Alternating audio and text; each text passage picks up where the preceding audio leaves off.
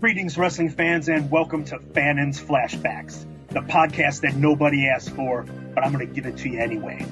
This podcast is going to cover tales from IWA Mid South during my 12 years with the company, and it will be a part of the VNMVS Podcast Network. This podcast is intended for mature audiences only due to the foul language and graphic details about deathmatch wrestling that it will contain.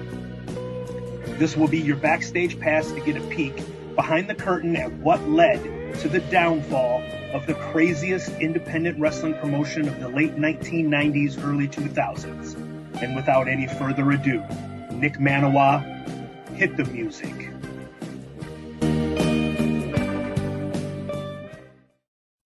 Greetings, wrestling fans, and welcome to episode 13B of Fannin's Flashbacks. It's the podcast nobody asked for, but I decided to give it to you anyway. These are tales from IWA Mid South during my time from 1997 to 2009, and I am still joined by former three-time IWA Mid South heavyweight champion, former three-time IWA Mid South tag team champion, 2006 King of the Death Matches, and member of the GCW Deathmatch Hall of Fame. It's me, Mitch Page. And since we're still recording from the previous episode. And Hardcore Cup champion. And Hardcore Cup champion, 2002 Hardcore Cup champion. How can we ever forget that? So we had left off the previous episode with the Jerry Springer episode story. Behind that.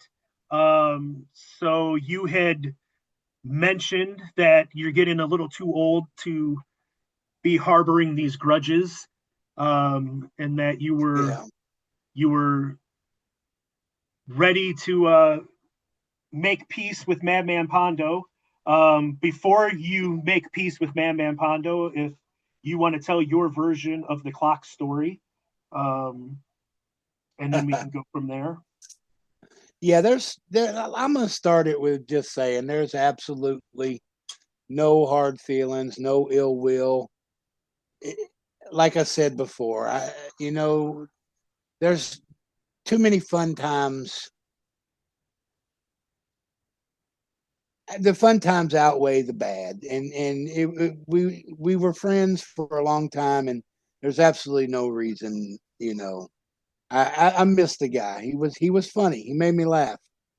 A lot of stories that a lot of times I do a podcast. The first question they ask me is about the clock. There's absolutely no ill will towards Pondo about the clock. To be 100%, look, I'm going to tell this story from beginning to end and let the world know that the entire clock incident was a work. It didn't even happen. It's like the Montreal screw job. Oh. It didn't even happen. It's the Montreal screw job. It was all my fault. I am the reason that happened. How could there ever be hard feelings? You know what I mean? What occurred that day was we went out hanging out earlier in the day. And while we were driving around, we were like, we got this match tonight. Let's look for some stuff. Everybody always brings a light tube or a thumbtack something, and let's look for some different shit to do. So we were driving down the road, and we saw this area. People know what I'm talking about.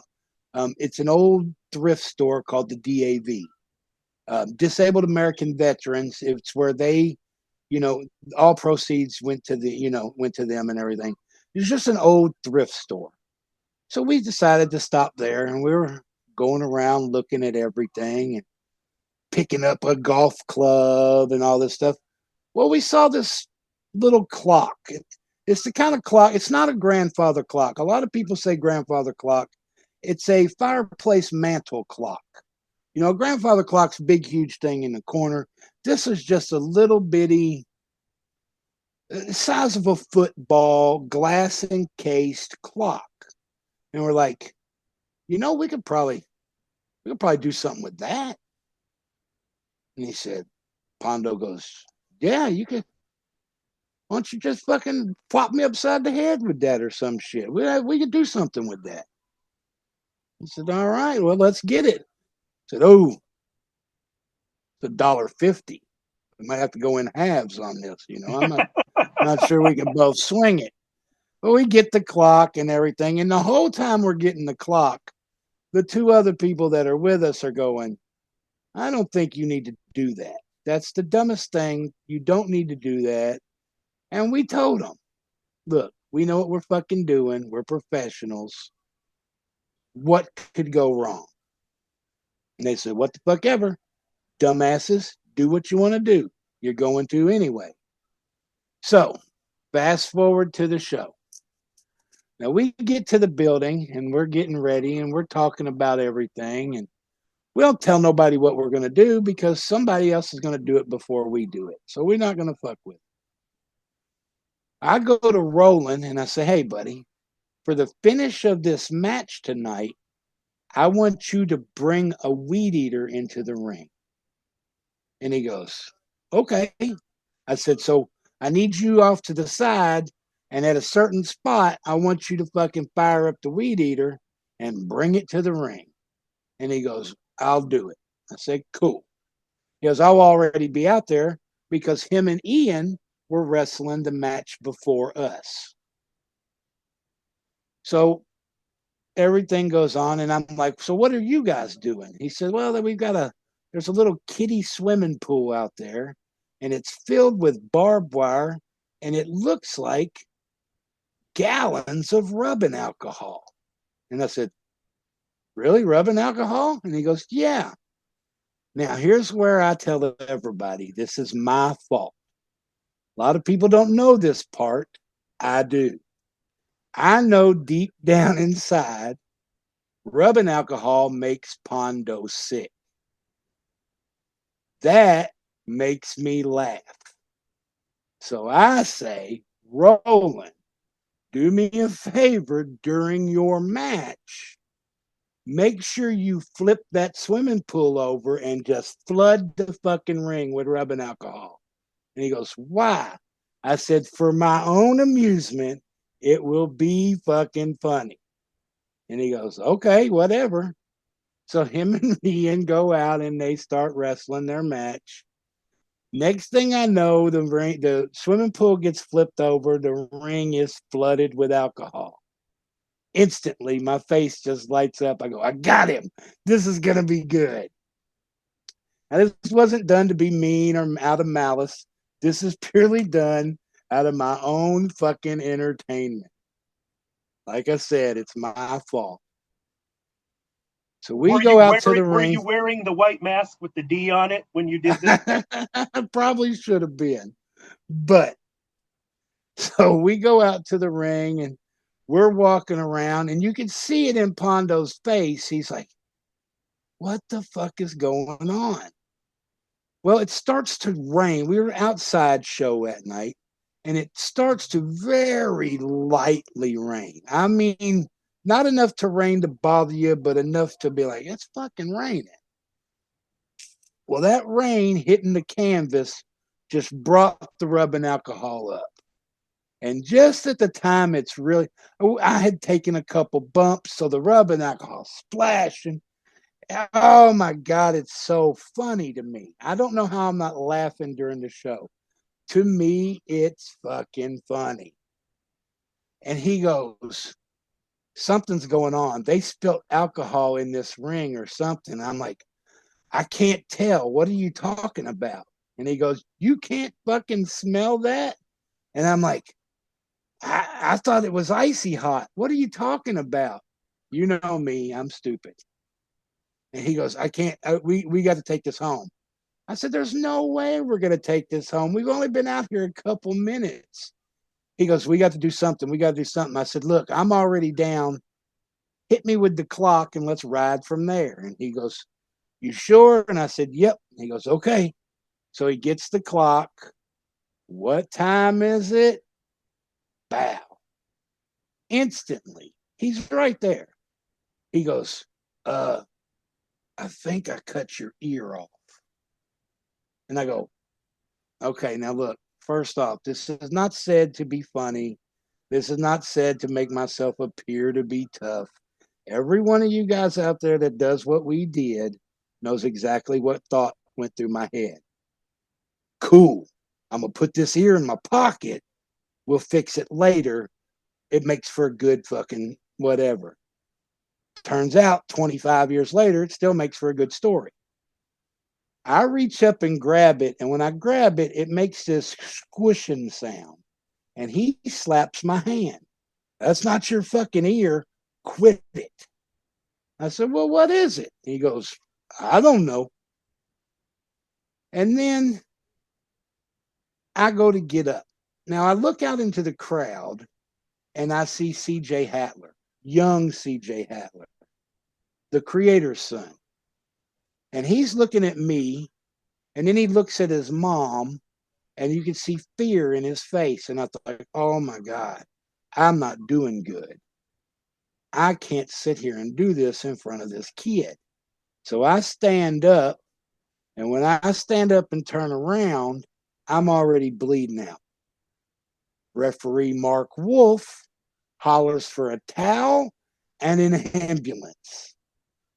I make it to the corner before I collapse. The next thing I know, Ian Rotten, no matter how you guys feel about him, saved my life, and I'll never say a bad word about him. Thank you, John. I love you for it. Saved my life. Applied the pressure, kept me alive till the EMTs got there. The EMTs take me out of the ring. They load me in an ambulance. The lady that I'm living with at the time, not my wife, this was another lady.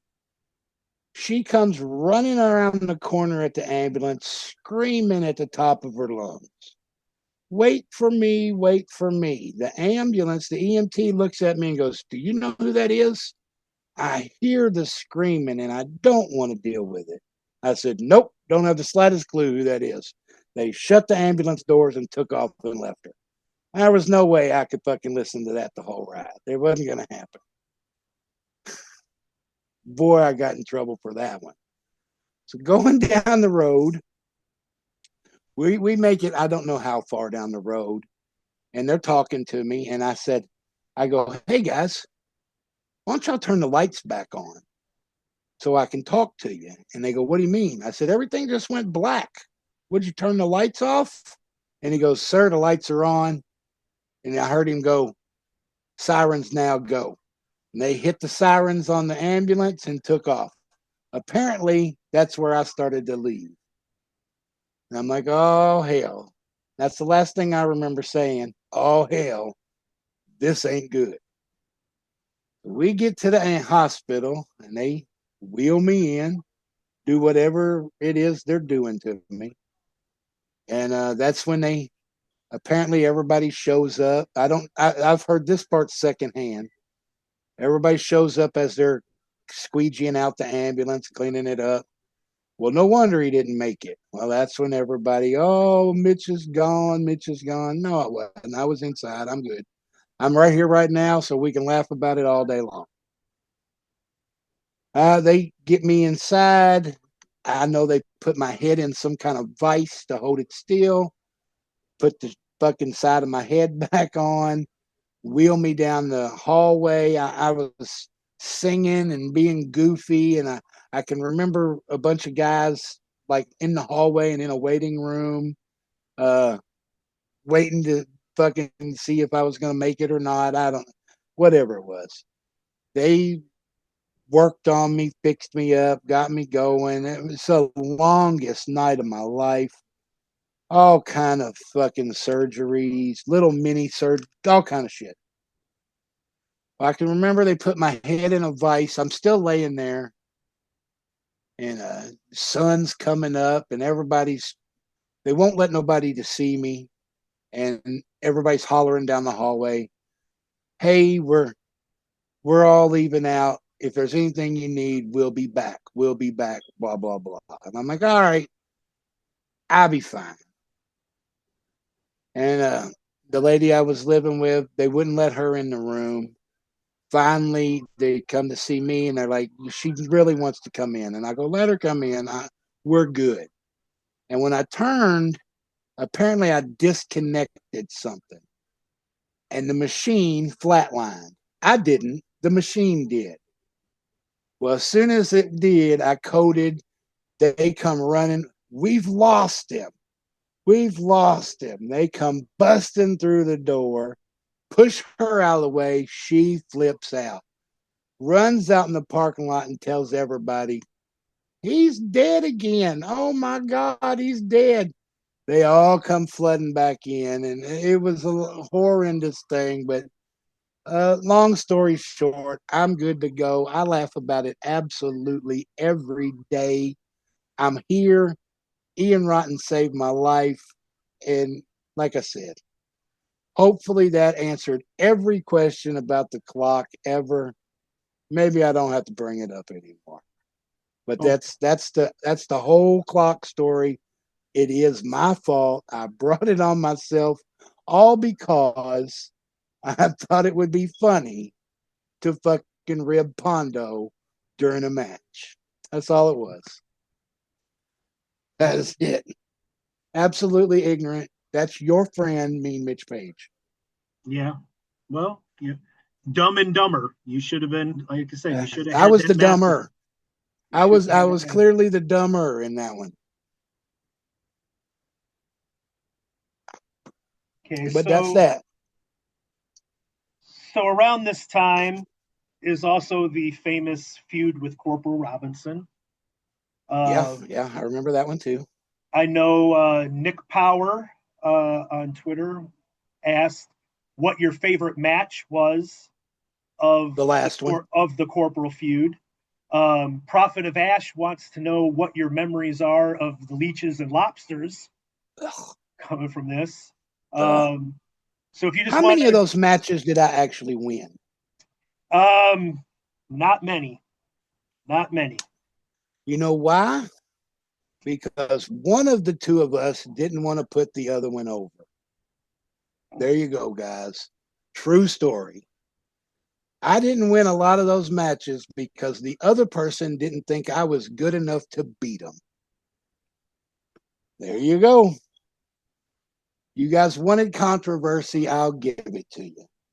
Night one of, let's see. Let's go with leeches. I remember that match. I can remember what stands out the most was Corporal used to wear these god-awful gloves. They stunk. They were horrible. It was the nastiest smelling thing you've ever seen. And I remember he, at one point, took a bump and his hand landed in the pool with leeches. The next thing I remember is he comes out and he's swinging punches. And when he hits me, it just sprays this sweaty leech water covered glove mess in my face and in my mouth. I almost threw up. I was like, fucking gross. I tell him, put leeches in my mouth. And he goes, why? I said, because it's got to be better than what the fuck is on them gloves. It's disgusting. And I don't want to be around it no more. I thought I was going to throw up. It was horrible. Ugh. That's what I remember about leeches. It wasn't that bad. They just tasted horrible. I remember pulling up for, I believe it was, I don't know if it was night one or night two of a King of the Death, where me and Corporal did the balcony jump spot. Now I pull up in the car, and before I can turn the car off, I look out my window, and there's Steve standing there. I roll the window down. I go, what's up? Man, I got this great idea. I think I'm going to put you over in this match. I go, you do? Well, that's awesome. It'll be the first time you fucking done it. Wow. What did I do to deserve this? And he goes, here's what's going to happen. You're going to put some tables out and you're going to power bomb me off that fucking eagle's nest there. The little, you know, where everybody stood, the little, right, what they call it, the balcony, but yeah. It was like, you're going to power bomb me out of that. And I said, Really? You're going to take that? And he goes, yep. I said, okay, that's whatever. All right, cool. Now, all this happened while I was still in the car. I walk into the building and I talk to Ian. I go, Ian, I don't know what happened, but apparently Steve has informed me that he thinks he's going to go ahead and just put me over tonight. He goes, I hope that's what he thinks, because I told him that's what he's going to fucking do. I said, that's what I thought. That's what I figured. So we go out to do the match, and it's a horrible little brawling match. The only good thing is that bump. Well, and I know that the match is going to be horrible all the way from beginning to end, because there's really not much to do. The bump is the fucking match. And we climb up there and we get up in the little the balcony, the little eagle's nest, and do our spot. And Axel's even standing up there. If you watch the video, you see Axel Rotten standing up there too. I get Steve up and Axel goes, we didn't smarten him up to the bump, and he goes, no way, a power bomb. Cool. So I get Steve up, and if you watch, he grabs hold of this pipe above it because he changed his mind and wasn't going to take the bump. Decided he was going to hold on. I said, dude, it's not going to happen. Let's go. So the whole thing was going to be me power bombing him off. But he didn't want to take the bump. We can argue this one face to face if that's what he wants to do. He did not want to take that bump. I didn't either, but it was already laid out. So I said, fuck it. I went ahead and just jumped off with him. Fuck it. If you're going to do it, I'm going to do it. It's the only way I can get his hands off the fucking pipe and take him. So we took the bump.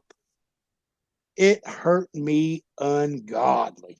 Compressed my spine. I was too fat to take that fucking bump, but we was going to do it. We got in the back and Ian fucking laid into me. There's no reason you should have done that. That was so stupid. And I was like, well, it's the only way that bump was going to happen, because one of us chickened out. It had to be done. So there's that memory. None of these matches. The matches that you guys seen that went to double countouts, those were ones I was supposed to win over, but somebody didn't think I should have. Guys, I'm ruining all this feud for you guys. I hated every minute of it. It was horrible. My favorite match was the absolute last match. We had it in somewhere near Indianapolis, Springfield. Is that what it's called? It's like a volleyball building. Plainfield. And Ian said, I'm going to put you and Steve in a weapons-filled cage. He said, I just don't know how we're going to end this. I said, I'm going to tap out to his fucking finish. And Steve goes, it's great. Yeah, I love that. Let's do that. And Ian goes, why the fuck are you going to tap out to his finish? I said, because this is the last time that we're going to do one of these. And what's the sense in arguing? He's not going to put me over. So I might as well just tap out and get it over with. And Steve walked out, and then Ian gave me a hug and goes, I expected a fucking fight out of this one. I said, no, I'm tired of it. I was done at the time. And that's how that ended. And that is my favorite match of the bunch. Not because it was good, because it was over. It was the last one. Didn't have to do it again. I have no fond memories of that feud. Horrible to say. Sorry if I ruined anybody's image, but that's how I felt.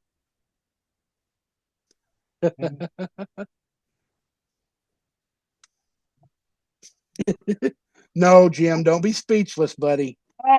Letting you go. I push the buttons and just get out of the way sometimes, and but yeah, that's how that one rolls around. But those matches, people still talk about.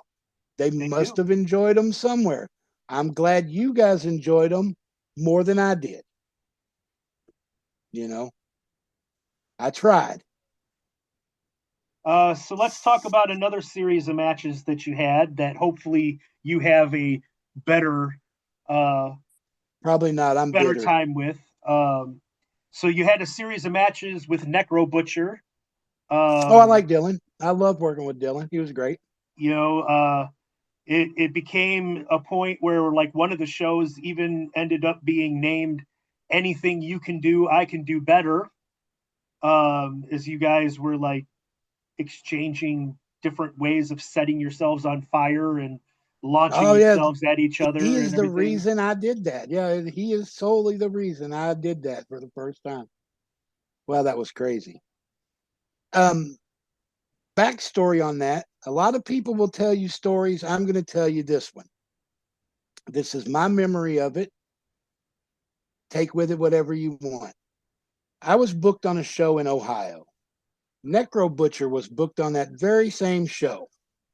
Um, I think Roland might have been on it. Suicide Kid. There was a few of us on that show. It wasn't an IWA show. It was somebody else. But Necro Butcher was on the show. Before we left out, Ian pulled me aside and goes, "Hey, I keep getting these videotapes from a guy named Necro Butcher." And I said, "Okay." He goes, "He's going to be on this show you guys are going to. Watch his match and you tell me, is he worthy of coming to IWA and being part of what we do? If he's not, let me know. Your call gets him here or not." And I was like, okay. So we go to the show and I watch what he does. And wow, man, he just went at it full tilt. He was brutal. It was Necro Butcher. Need I say more? And when it was over with, he was like, "What'd you guys think of that?" And I was like, "Dude, that was solid. I liked it. Every bit of what you did was super cool." He was smart. He knew what he was doing, everything. I remember coming back and Ian goes, "What do I need to do with these tapes? Throw them away? Tell him what?" I said, "Ian, bring him in. He's going to sell you some tickets. He's good. He's not a jerk. People can work with him. He can work with a lot of people. It's going to be good." And he said, "All right." Started booking him on the shows. And that's when Necro Butcher came to the IWA. So I'm not saying it's because of me, but it's a little bit because of me. So it's on you. Um, Um, it's 10% me, 90% him. He did phenomenal on that show, and I just came back and said, "Johnny, man, he'll sell you some tickets. Bring him in. He'll work with a lot of guys good." And that's what did it. I have a very small percentage of that reason. He did it all, but it all happened because he was like, "Man, I don't know if I want to watch these videos," because Ian had a stack of videos that just said Necro Butcher. I guess the guy sent his entire library, and I was like, well, and he sent a resume written in crayon, "That's probably true." and Ian's like, "Well," but we would get so many videotapes, and I hated watching them because Personally, if I most of opened them up a suck. resume in crayon, I'd book that guy. Well, I mean, yeah, that fits for an IWA mentality, like a resume written in crayon. What you got to figure the guy. There's a couple of screws loose, so the guy will I do would some have crazy booked shit. him in a heartbeat. But yeah, there would be so many tapes sent in to like the PO box that we had, and Yeah.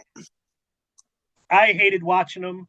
Ian hated watching them, so he would just like ask other people, like, hey, "Do you know this guy? Do I, should I even watch Is this?" this worth bringing? Yeah. But And that is my Necro Butcher to the IWA. Like I said, I'm not taking credit for it. That guy busted his ass and earned his spot. All I did was came back and said, "John, he's worth bringing in." yeah. So there you go. Do you have any specific memories of the series of matches and the I like I flaming headbutt remember and flaming leg drop and all that? I remember if I'm right, he did the flaming leg drop, Yes. and he did it a few weeks in a row, and then he had to work with me, or he hit it on me. I can't remember if he hit it on me and went over, and then the next week uh, Ian was like, I want him to do it again, but what I want to do? I said, hey, why don't you let me do this flaming? Since he hit me with that leg drop, let me do a headbutt, a top rope diving headbutt. I'll catch my head on fire. And I said that kind of fucking ribbing a little bit. And John goes, can you catch your head on fire? And I was like, well, shit, I done put my foot in my mouth. Yeah, it shouldn't be hard. Let's do it. And he said, let's see what we can do. So I remember going out there and I climbed the rope. I do the gimmick. I tie the towel on. I'm looking up at the commentary booth and Suicide Kid standing up there. And I'm trying to light it, and he keeps going, no, thumbs down, no. And I'm like, So I light the lighter, light my head, and it goes up in flames. And that's when he goes, yes. And I was like, all right, good. And that's when I dive and take the fucking bump. And man, it would have been so much sweeter if security didn't care about me, because they hit the ring and was pouring water all over me. I'm like, God damn it, give me a minute to sell this. You guys are waterboarding me right here in the middle of the ring. So, but that's where that came from. And so we did that run, and that diving headbutt, man, the people liked it. I was like, that's the dumbest thing in the world, but they really liked it. So it sucks when you get known for. You should have put the white mask on with the D on it. Hey, see, it always comes back to Dumb and Dumber. It always comes back to that. And you had to be careful with what you would say around Ian, because once you spoke it, then he would say, okay, well, you're okay with it then, and let's do it. He calls me up one night. This is a off and on subject. He calls me up one night and he goes, hey, doing a show in Milwaukee. It's going to be me and you. And I was like, cool. He goes, you going to do that flaming headbutt up there for him? And I go, for them or for you? What's going on? Who wants to see this? And he said, I think it'll be good. You hit that big flaming headbutt, it'll really fucking pop the crowd. And I was like, all right. So I go up there and do it, and they fucking loved it.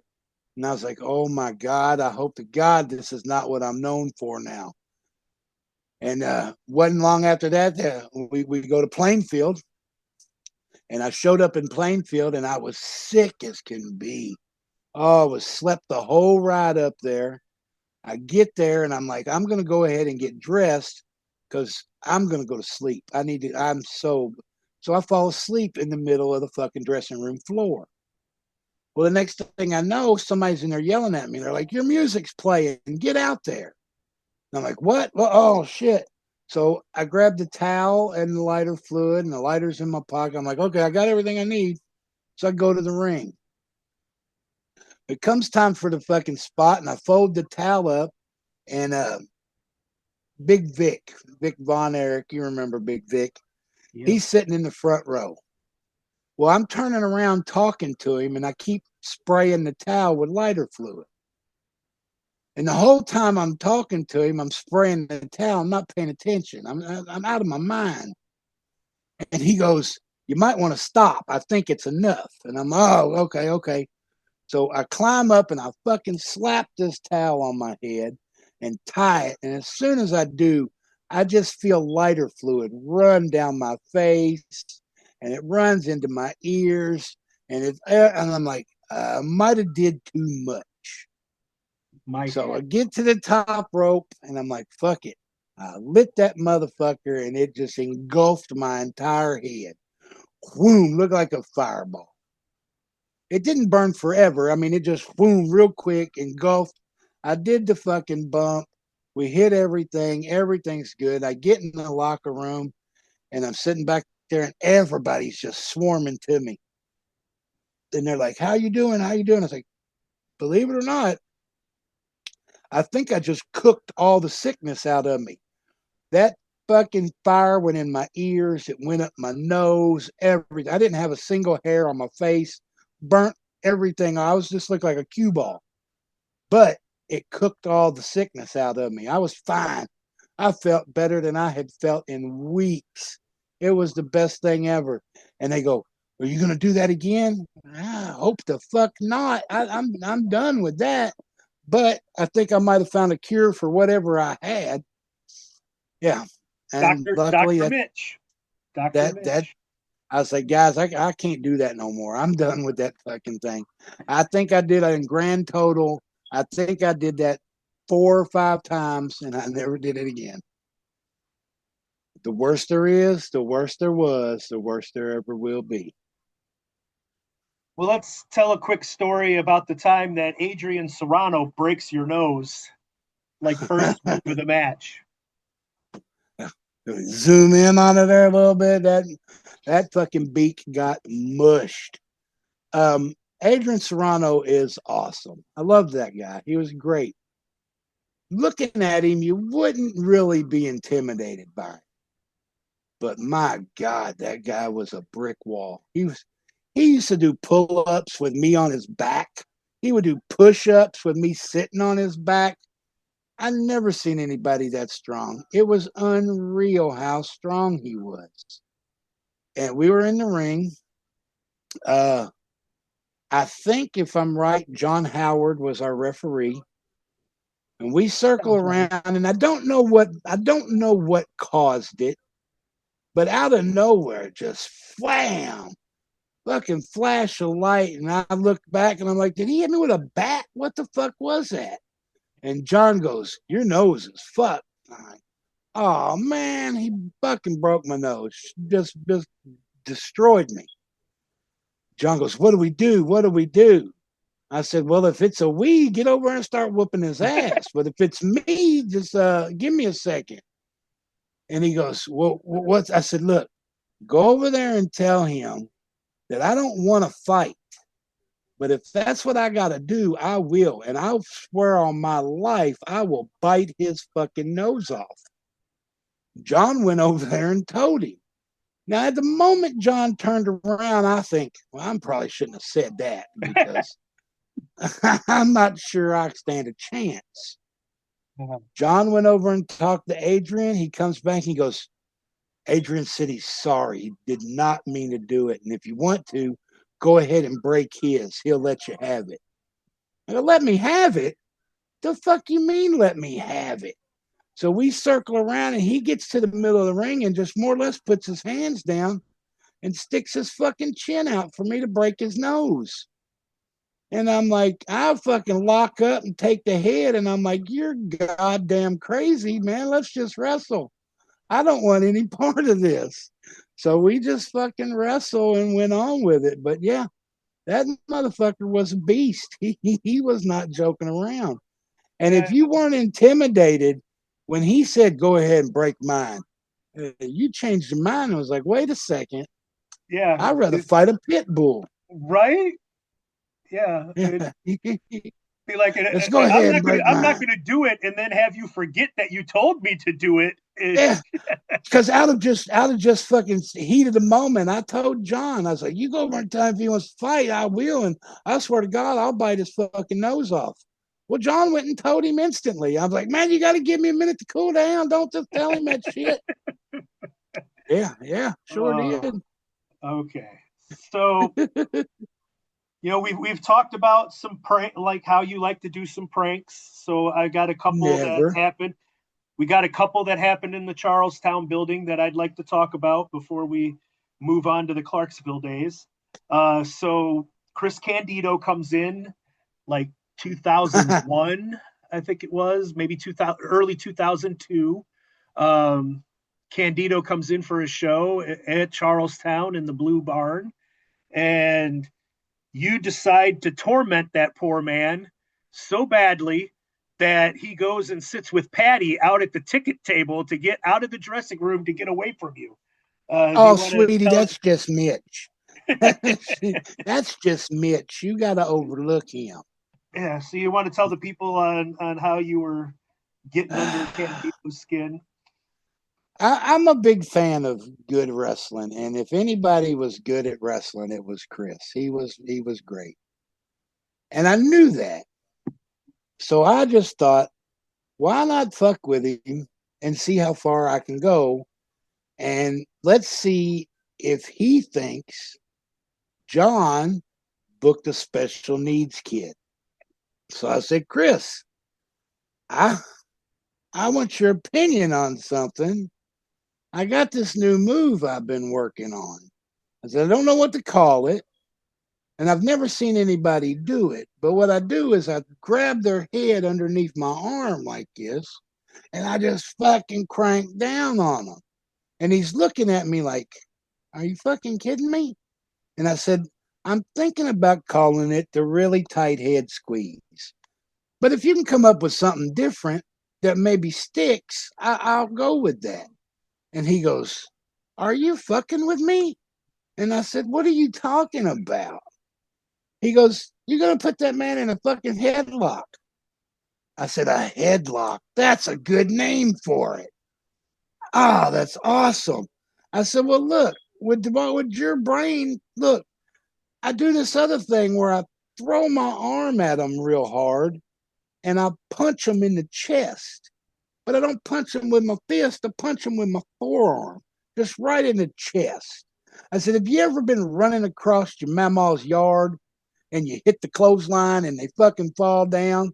I said, it's kind of like that, but I don't know what to fucking call it other than the arm punch. What do you, he goes, it's a goddamn clothesline.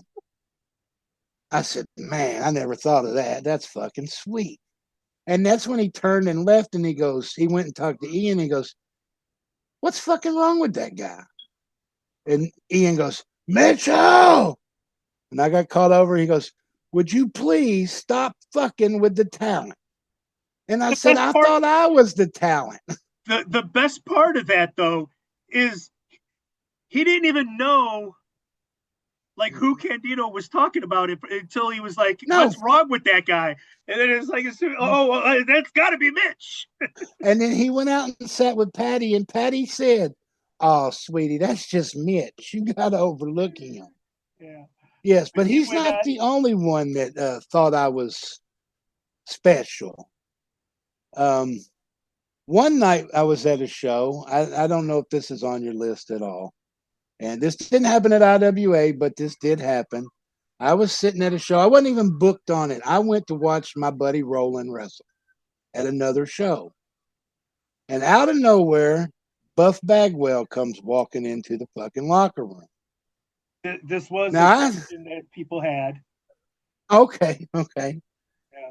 Well, I'd known Buff a couple times from other shows. So when he come walking in, I go, well, look at this fucking handsome stranger right here. You know, the handsome stranger gimmick. Mm-hmm. And he turns around. He's like, oh, hey, what's going on, buddy? And just then I know he doesn't remember me. Perfect. So the whole time he's getting ready, I keep trying to get him to let me wear his hat. That's all I wanted, to get a picture of me wearing Buff Bagwell's hat. And he's like, no, man, nobody's allowed to touch this. And I kept saying, man, let me wear the hat. Let me wear the hat. I want to wear the hat. And he's like, nobody's allowed to touch this. I got this hat insured, buddy. And I'm like, fine, fuck it. I don't want to touch your cheap ass hat anyway. He goes, whoa, calm down, man. It's my hat. So fine. So later on in the show, he's going and I'm like, I'm getting ready to go out. I want to watch this match. And as I'm walking past, now I've been with him all night. He didn't know who I was. As I walk past, he goes, hey, Mitch, do me a favor. I go, this motherfucker just now recognized me? I said, what's up, buddy? He goes, I got to go take a piss, and there's this guy back here keeps wanting my fucking hat. Hold on to it for me while I go to the bathroom. And I was like, no problem. That's exactly what I'll do. So I got pictures of me now wearing Buff's hat, dancing in the back. I'm doing everything. He comes out. I give him the hat. There you go, buddy. I'm going to go watch this match. I think there's a guy I know getting ready to go to the ring. And he goes, cool. So I go out there. Somebody comes to the ring. I don't know who it was. They're working with Buff. Buff's music plays all the way through. He didn't come out. They started again. It plays all the way through, and he doesn't come out. His music played 4 times before he came out.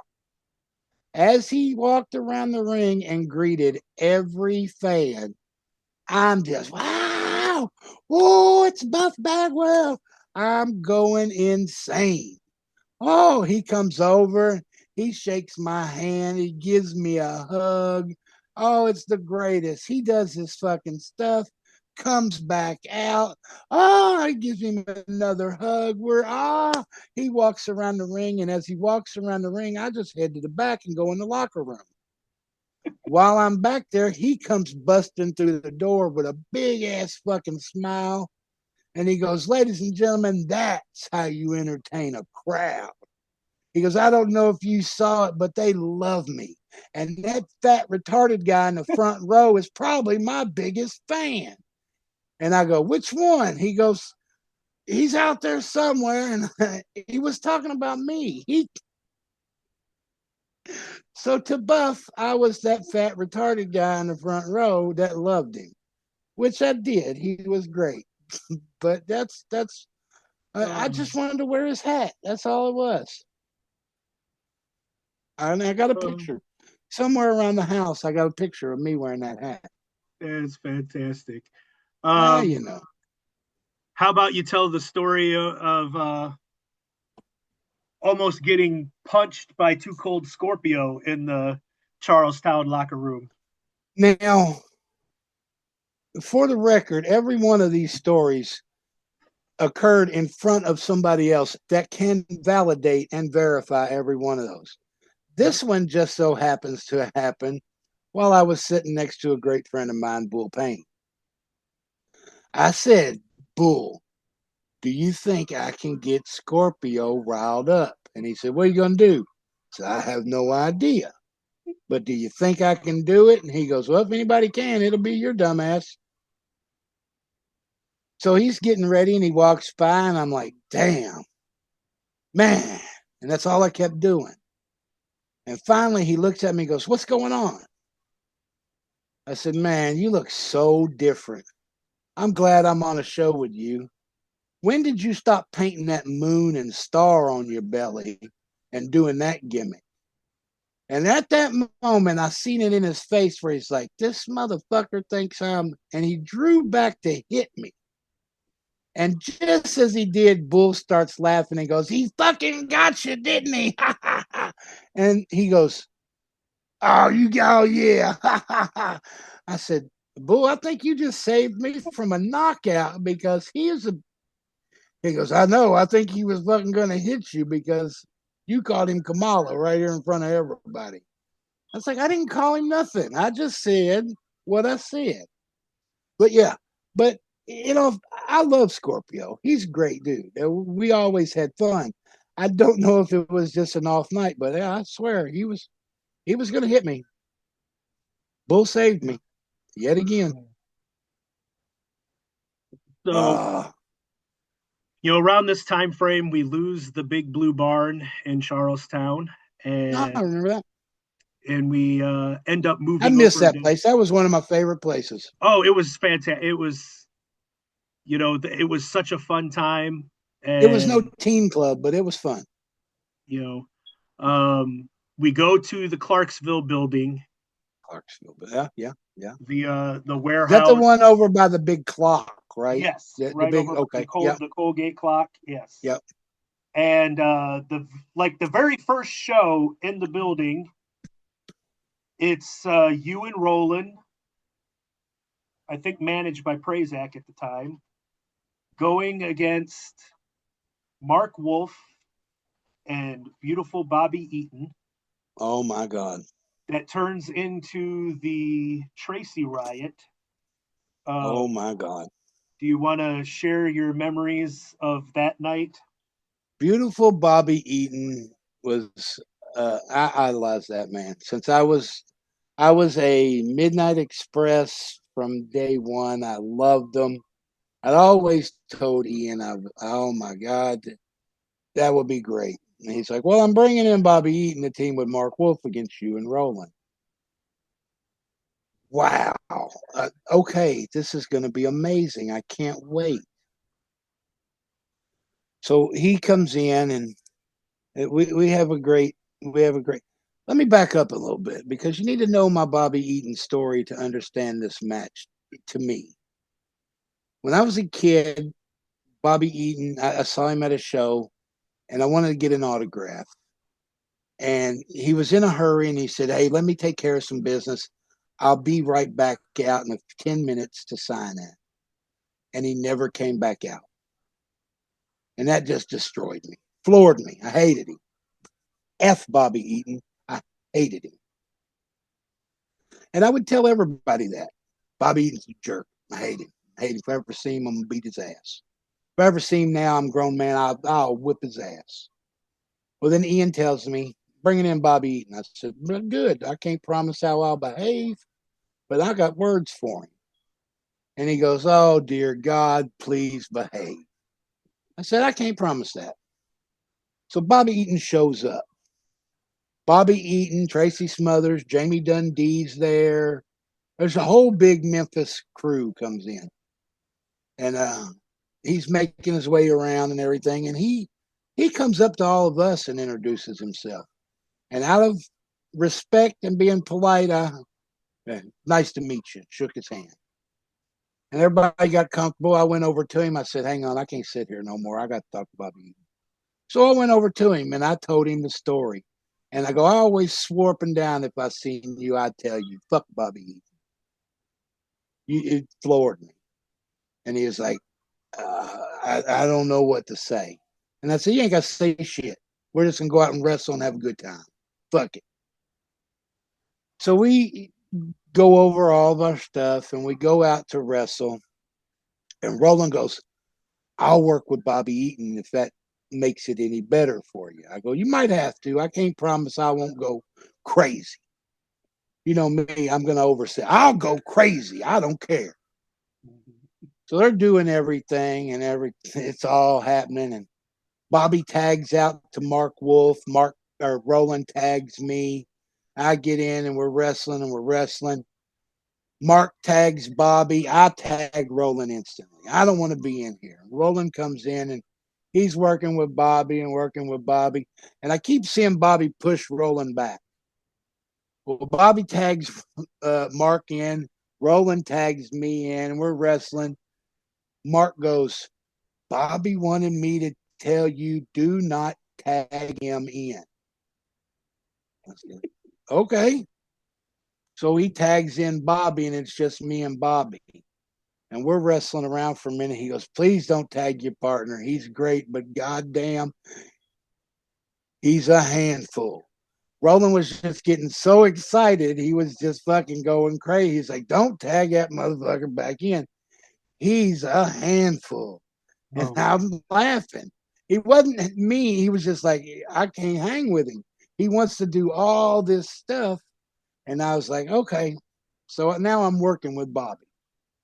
And we're having a good time and we're doing everything. And in my brain, I want to say Bobby does actually hit the Alabama Jam. I can't remember, but I think he does. He hits something. He hits some fucking gimmick. I think if I remember right, Mark said that he didn't want to do the Alabama Jam. But he does something. He did do something big. And I couldn't. So, okay, long story short, it's over with. And I remember, was it immediately after that Tracy came out? Or did we go to the back and then Tracy came out? I think it came out like pretty immediate. Okay.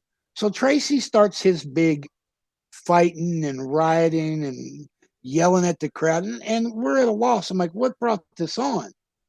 And nobody knows. So I said, fuck it, Roland. Let's just feed into Tracy, and we'll just fucking go from there. So we're wound up fighting with Tracy, and he's fighting everybody, and he's doing everything. Well, he grabs me because I'm old brains hanging out. That's what he called me, because fucking side of my head blown out there. He always called me brains hanging out. He goes, "Come with me, brains hanging out. We're going to have some fun." And we're fighting everywhere. Well, we go into that back bathroom. And I mean, it's just a little closet with a toilet and a sink. Yep. And he shuts the door and he's fucking slinging shit and banging on walls. He goes, they think we're killing each other. And I was like, okay, gotcha. And he's fucking, and I'm like, ah. And he goes, come here. And he grabs me and he's like, he's going to give me a fucking swirly. A shoot fucking swirly in an IWA toilet ain't happening. So now I'm fighting for my life for real in a fucking 4 foot by 4 foot bathroom. Like, Tracy, you're not sticking my head in that toilet. It's not going to happen. Oh, it's just water. No, it's not. No. And so now I'm fighting Tracy for real, and nobody can see that I'm fighting him for real in here. And he's tough. Well, we get done. I turn the sink on and fucking splash water all over my head. And then he flushes the toilet, and I go, see, works just the same. They don't know. And I fall out of there, and everybody's like, his head was in the toilet. We saw it. They didn't see shit. But I was not about to stick my head in that toilet. You might be old braids hanging out, but you ain't that. Oh yeah, I'm not fucking. They're still in there. They might have hung out a little bit, but they're still in there. He fought me like. I said, God damn, I had an easier time with the bear than I did with Tracy. He really wanted to put my head in that toilet. I said, Tracy, man, you need to hang out more often because I don't even piss in that toilet. That's how nasty that is. He's like, I don't know what I was thinking. So now all that happens and that occurs. And then we go to the back and I'm just sitting back there. And even the guys are like, did he stick your head in that toilet? I'm like, you tell me. You know what? You fucking figure it out. And they're like, oh my God. So I'm cleaning up and I'm getting done. I look down in my gear bag and I see this fucking piece of paper. I'm like, what the fuck? I pick it up and I'm looking at it and I'm madder than hell. I'm nasty, fucking everything. I look at it and this fucking piece of paper, dude, this goddamn piece of paper says, to Mitch, sorry it took so long. Your buddy, Bobby Eaton. Wow. I said, holy fuck, man. Yeah, I get cold chill. I get goosebumps thinking about it because, I mean, what was the point? But he did it. Right. It said, to Mitch, your buddy, Bobby Eaton. Sorry it took so long and all this. And I had that forever. Forever I had it. It was one of my most cherished things. And in all my moving and all my shit, I lost it. And I was like, well, now I'll never get anything like that again. Right. And man, buddy of mine, Anthony, Big Shaq, Anthony Eves. Yes. He saw me at a show and he goes, hey, I got something for you. I said, it's not the same thing as you told me you used to have, but I got this for you here. And there's an 8x10 of Jim Cornette and the three at the time, Dennis Condrey, Bobby Eaton, Stan Lane, the Midnight Expresses. Nice. And signed by all four of them. Nice. And I've got that to take the place of the other one. Nice. It's not the same autograph, but it's that. And I used to tell my son all the time, my oldest, I said, man, if there's two guys in the wrestling business that I really have nothing but love and respect for, it's Tracy Smothers and Bobby Eaton. And that really made Bobby Eaton number one in my eyes. He was great. And both of those guys came to another show that I was at. And I really wanted to get my picture taken with them because I just, for some reason, thought I'm not going to get too many opportunities for this. And then my son was with me, and I said, you know what? I'd rather have a picture of them and him than me and them. And I got a picture of my oldest son with Bobby Eaton and Tracy Smothers. Nice. And that is one of my favorite pictures in the world. So that's one of the things I wish that I had done more of. I mean, we got a ton of photos together, but there's like so many of the guys that I never took a photo with. I never took a photo with Eddie Guerrero, never took a photo with Rey Mysterio when we brought I them got in. those too. Matter of fact, my I, youngest son has that picture sitting right on his dresser. It's yeah, me, Roland, Eddie, and Ray. you know, I didn't take those photos and I regret it to this day. But I did get a photo with Bobby Eaton. Like you, I grew up absolutely idolizing the Midnight Express. One of Oh, my favorite the one of my greatest favorite tag tag team ever. teams, and loved it. And you know, he was not in the best condition when he came in and worked those IWA shows. He was very drunk, and that like disappointed me. That he showed up in that condition. But I got the picture with him, and You then know, they did the follow up where he like came back and wrestled against Tracy, I think it was. And Ian wasn't at the show, so I was running things. And the house was down, wasn't a great house. So Ian decided that he was going to fine Bobby Eaton for being, you know, showing up impaired and being drunk. And so I had to tell Bobby Eaton that he wasn't getting his money, you know, full payday that night. And he he's could have like, had mine. and he's like, he was like ready to like beat the shit out of me. And Tracy was like, Bobby, it's not, he's not, you know, he's the messenger. Don't, and so then like Bobby came up and gave me a hug and he was like, you know, I'm mad at the other guy. I'm not mad at you. You're just doing what you're told.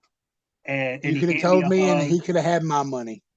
That's how much he meant to me. You know, and I just remember like I always hated being put in positions like that because that would happen almost every show that I ran. I'd have to deliver that kind of news to somebody. Um, but I just remember Tracy stepping in and, you know, got him to like stop screaming at me. And then he just gave me a hug and he said, I got a picture with Bobby Eaton. I really like But that you know, as much photo. as I love Jamie Dundee, I would probably drink a little bit too if I had to ride from Tennessee to Indiana with Jamie. It would drive me to I don't drink, and it probably would drive me to drink if I had to spend too much And time. that's not a knock on Jamie. I love Jamie. He makes me laugh more than anybody. He is hilarious. He talks more than I do, and I don't shut up. So I don't know how he does it. So speaking of you not shutting up, we end up getting the heel dressing room in the Clarksville building, and Oh yeah, I so remember many that. so many nights, so many shows. You and me are the only heels on the show You because remember they had recliners in there. They had two yes, recliners, well, and we brought them in because it was only the two. I'm like, we're going to be comfortable, so like I brought those in so we could have the recliners back there. And I mean, we would fall asleep and we would hear your music going like, oh and we shit, would wake up and have to go out and like that's where like the us kicking the chairs and shit when you came out and you'd like walk that's around where and it kick the chair. started. That's where it started from because we had to wake ourselves up and get our get the Yep. juices flowing because we just had a 2 hour nap back there. If anybody wants to These know damn where that recliners. originated, that's where it started from. It Uh, started because I was usually 30 seconds before that, I was snoring. yep. And then, yep, I remember. And if we weren't sleeping, you were making prank phone calls, and this was a great time for this kind of chicanery, you know, because not everybody had the caller ID and everything else, so you could like call people and do the Now, and so you would make these phone calls. And what was the Star Trek character that you would claim to be? now, hang on. I had a serious, I had a satellite radio in my car. So I would listen to Howard Stern. And he would always have George Takai on his show, Sulu. He was always on the show, and it made me laugh so much. I laughed so hard. And I don't know why, but I would call people up and I would be George Takei. And I'd be, I couldn't even do it now. I can't even hear it in my head. But that's who I would be. And I can remember some, and it would be like, "Hello, this is George Takei from Star Trek. You probably know me better as Sulu." And and and then you would like. But I heard all that on Howard Stern, and that's what made me do it. And like I said, I entertained myself more than anybody else. I didn't give a shit. I thought it was funny. And the best parts were when there would be people in the crowd and you would hear Ian holler across the building from one locker room to the other, "Hang the fucking phone up." And I was like, "Oh, I got him. Whoo, he got him." And then I knew the next phone call, he was going to explode. And that entertained me.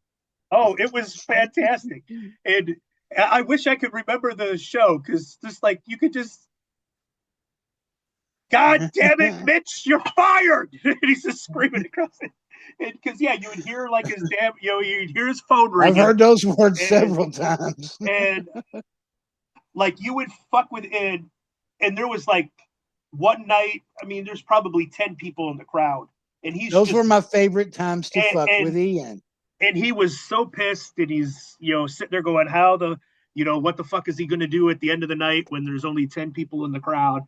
And you'd call, he'd pick it up and hang up and then you'd call him right back, and he'd hang up, and you'd call, and I think you called him like 12 times in a row, and he's just screaming from the one dressing room to the other, and like, "You're fucking fired," and "God damn it," and I would do it to the point to where he would get so irritated that he knew if he got to where he would just answer, "What?" And I'd do the fucking gimmick. He'd yell and everything. And then he didn't answer. And I'd call and he wouldn't answer. And I'd call and he wouldn't answer. And then I was like, okay, here it comes. And then the moment he'd answer, I go, "What do you fucking want?" I go, "What was that finish again?" "Motherfucker." And then he would cuss me out and tell me all the finish. And then I was like, okay. And then I'd call right back and he'd answer and he goes, "What?" And then I'd go right back into being fucking Sulu from Star Trek. He goes, "I fucking hate you." I was like, I know. But yeah, it was just to entertain myself is all it was. I had more fun than the crowd.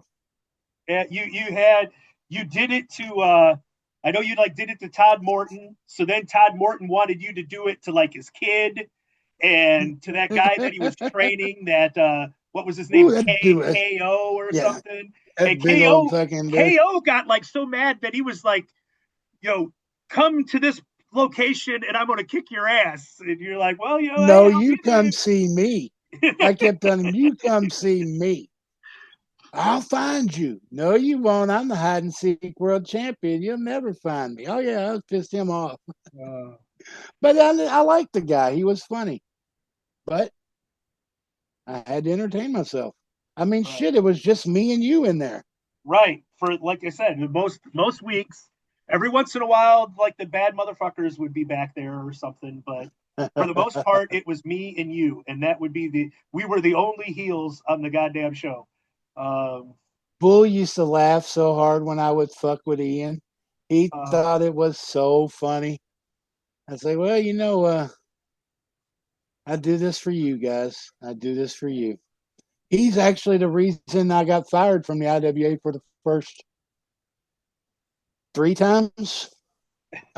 2 or 3, at least 3 times. He's the reason I got fired from the IWA. That's not me. I'm not saying that, but I love Bull. I wouldn't change a thing. I'd do it again. Ooh.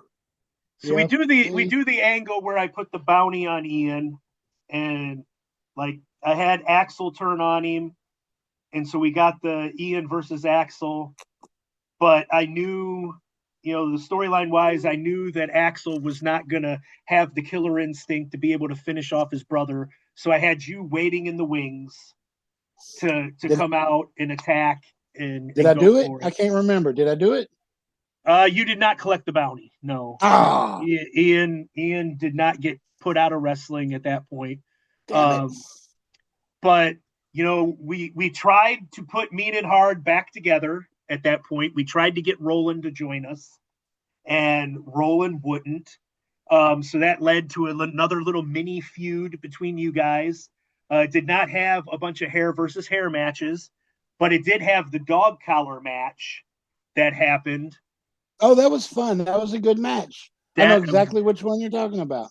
Yeah. So my favorite part of it was, it involved your wife got involved. My Yeah. then girlfriend got involved. Patty got involved, and they're all like screaming at Roland hit a gusher. I mean, Ooh, it was a good he one. was squirting blood everywhere, and I'm telling you to keep it up. He didn't want to join us, so let's kill him, Yep. kind of thing. And Sherry comes out and screaming at you. That's your best friend. What are you doing? You stop. And and then Shayna came to the ring and what the hell? Stop this. And Patty's screaming at us. And at the time, you had been with Prazak before that, and he was doing the put the man in back in manager, and he was like feuding with the girl valets and everything. And so like part of your persona at that point was the whole, woman, you get in the kitchen and make me a sandwich and It's kind of not a thing. far stretch from how I really am. Okay. Well, I didn't want to accuse you of I'm it, but just so like you're doing that to Sherry. You're like telling this is not your place. You give it.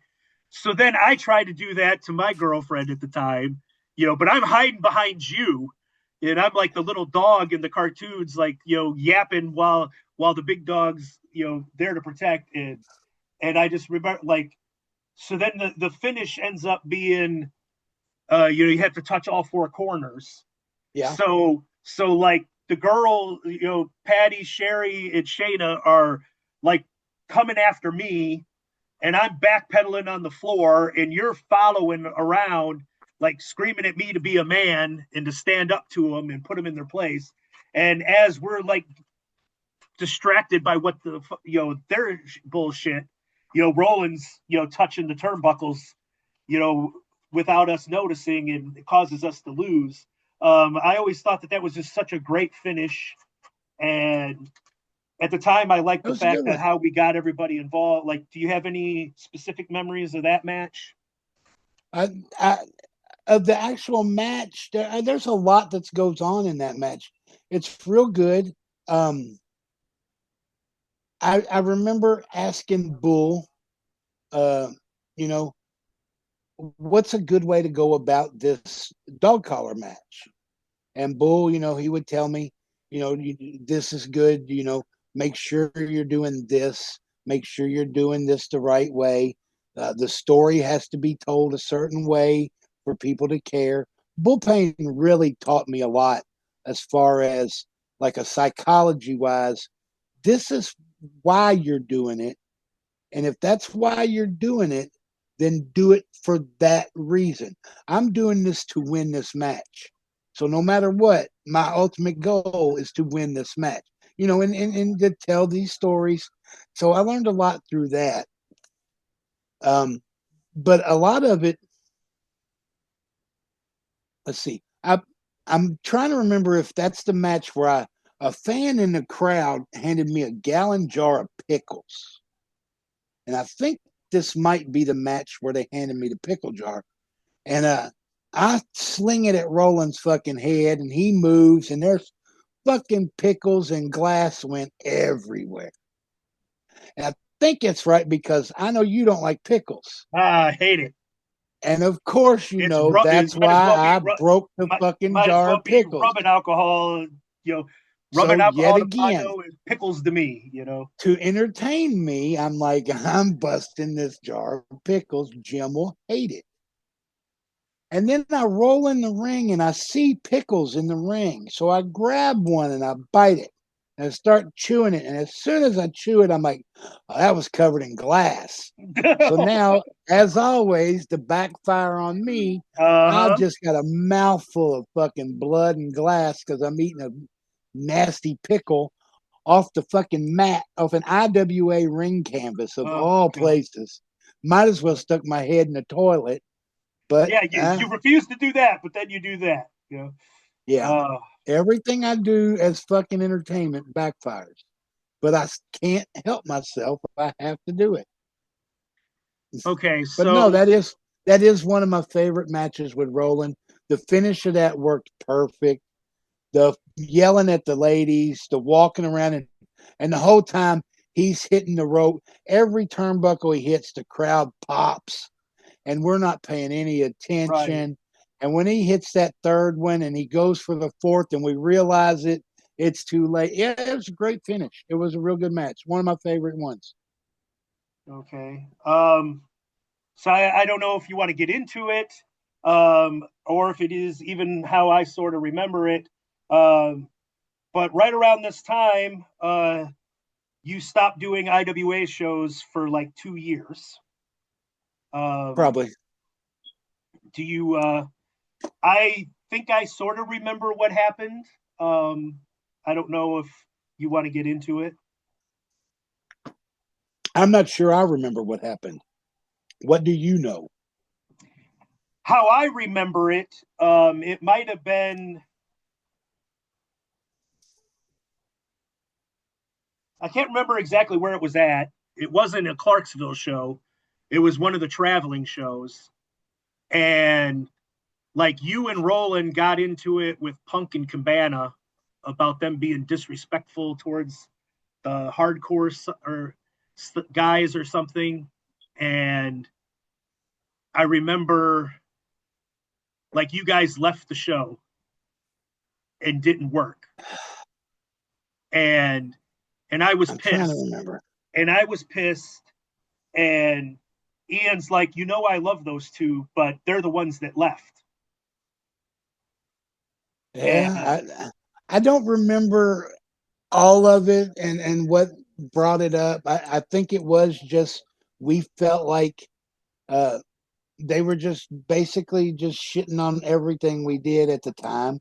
And we probably took it the wrong way. I mean, they were very mouthy on like they would get on commentary on the shows and like really look down their noses at but you know, the hardcore stuff. They were allowed to do that. They were being allowed to do that. So it wasn't just them that we should have been upset at. But and we were stupid, man. We should have just rolled with it and just, how hard would it have been for us to have just gotten on commentary the next match and buried them? It could have been either way. Yeah. So we were just dumb, and it was probably some stupid shit that was uncalled for, and calmer heads. We should have just rolled with it. That's about all. I mean, I don't remember every bit of it, but I'm pretty sure we did something stupid, and we probably blew it out of proportion. But I was a firm believer. I mean, Roland was my partner. He was my ace, man. He was my homie. He didn't like you, I didn't like you. Fuck it, let's do it. If he threw his gear in his bag and said, "I'm going home," hey, motherfucker, hang on, I'm riding too. Let's go, and we just leave. That's not the right mentality, but it's what we had. I backed my partner's play every time. Yeah, so you're very sporadic in IWA through the rest of my time in IWA. Like say you ended like it towards the end of 2003. You don't come back until the King of the Death matches in 2005, and that like leads to a short run where you then end up winning the 2006 King of the Death matches. Worst King of the Death matches ever. I wish I'd have never won it. Wish that you had never won it. Well, I wish that I this might strike you as odd, but I do have an ego, and I do have some vanity, and you know, it disappointed me that I was not your official manager at that King of the Death, because I watched the video just real recently, and you were on commentary for all of it, and I but was I like, was like why trying, isn't Jim? because we weren't officially together at that show, but I was like from like the commentary table, I'm like trying to give like yelling out stuff for you Yes, in like I a just managerial watched that. role. Yes, Because like I'm sitting there going, okay, I've led people to the IWA Mid South title, I've led people to the light heavyweight title, led people to the tag title. I had led somebody to the Ted Petty Invitational Championship. I led somebody to the Strong Style Tournament Championship. The only thing I didn't have was taking somebody to the King of the Death. So I was like sitting there going, damn it, I want this, but it's I had to do ring announcing, I had to do commentary, I had to, so then I couldn't also be the, so I'm like, well, I'm gonna manage from the commentary table so I could try to like latch onto this. you're And always like, there in my book, buddy. and I wanted to win the 2002 King of the Death. That's the one I wanted. I've made it clear since for all those years. It's the only one I wanted to win. It's the only one I felt like was mine to win. It was my best performances. It was good matches. I mean, I worked with Axel. I did the balcony thing with Steve. The finals were Roland and Ian and me in a three-way.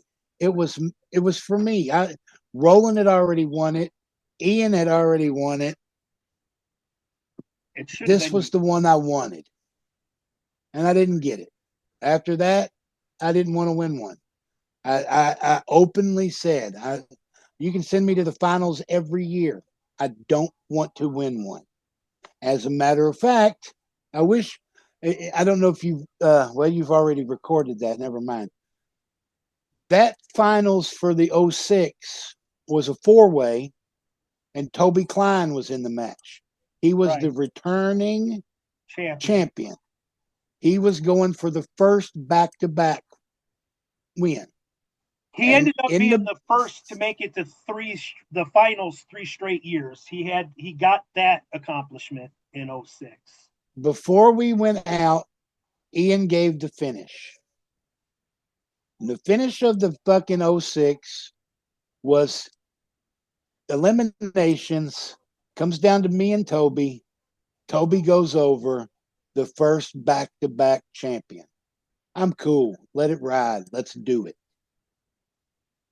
As we're going out the door, Toby turns to me and goes, "You're going over tonight." And I go, "No, didn't you? That's not what we said." He goes, "He's fucking with you. I'm supposed to put you over." And I said, "He didn't tell me that, so it ain't happening." And he goes, "What?" I go, "He didn't tell me that, so that ain't happening." He goes, "No, he's fucking with you. I'm supposed to put you over." I go, "You'll play hell." So as we go to the ring, he tells Ian, he's not taking the win. He won't take it. He said, if you don't tell him, he ain't doing it. So during the match, at some point, Ian is like, "You're supposed to do this, you." And I'm like, "Well, I wish I didn't. I wish I'd have never heard it because I didn't want it.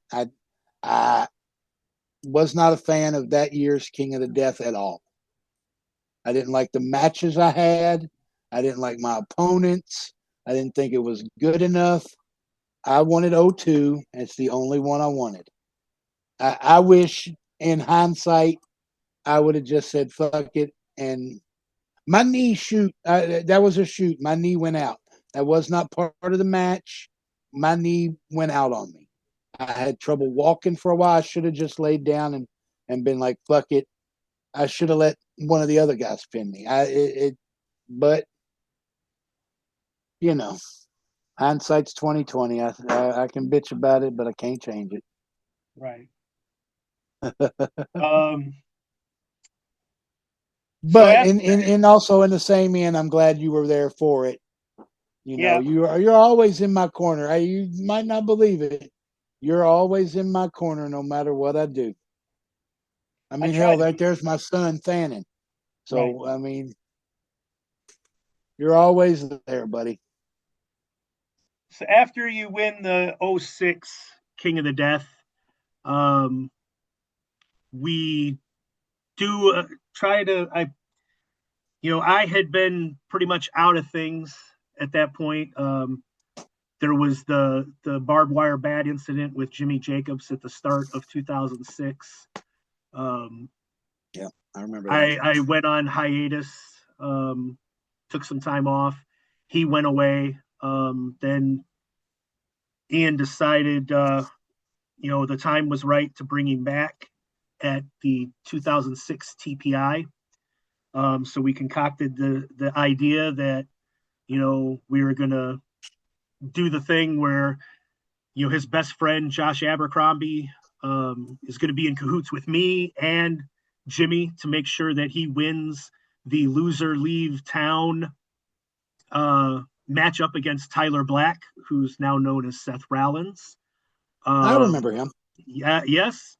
I've got a question about him after this. So we're gonna bring Jimmy back. I shake his hand in the middle of the ring and hug him, and the crowd's mind explodes. And as I hug him, I put him in a bear hug and won't let go. And you and Bull come out we reform the bad motherfuckers and lay him out. But it almost didn't happen. You want to tell the crowd about the little backstory to how close the angle at TPI 2006 came to not happening? Which one was that? Was this the car broke down? Was this the real car broke down? Yes, this was the real car broke down. Okay, I say that because of the follow-up to this. Right. Me and Bull were on our way to the show. We had a little car trouble. My car, it legit, it broke down. We made it to a gas station and we made a phone call and we told him, Ian, we can't make it. The car is broke down. We're sitting at a gas station right now. I was waiting for my uncle to show up to help me fix the car. Several hours from the house, several hours from the show. We were right in the middle. You were right in the middle. The show was in Midlothian, and you guys were just north of Indianapolis. And we got a hold of Ian, and I was like, I'm sorry. There's absolutely out of our control. We are sitting at a gas station right now. And I guess everybody kicked in the high gear, and next thing I know, I'm said, sit where you're sitting, don't go anywhere. Jim is on his way. And you drove, I don't even know how far you drove. I don't remember. 3 hours. Drove 3 hours. And to come pick us up. I did it in like 2 because I was going 120. I believe that because the ride back was kind of scary. You picked us up and took us to the show, and we did what we did. I do remember that. We almost didn't make it. There was no way I was not going to let that happen. We made it back probably 20 minutes before our spot.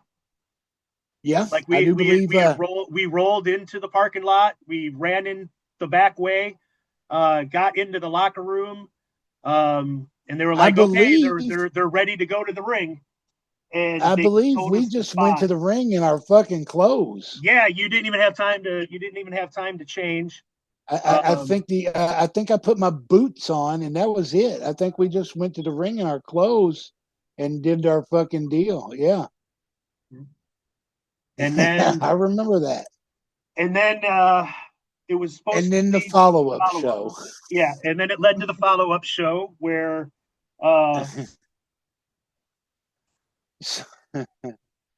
Yet again, for my amusement, we drove, we made it all the way to the show.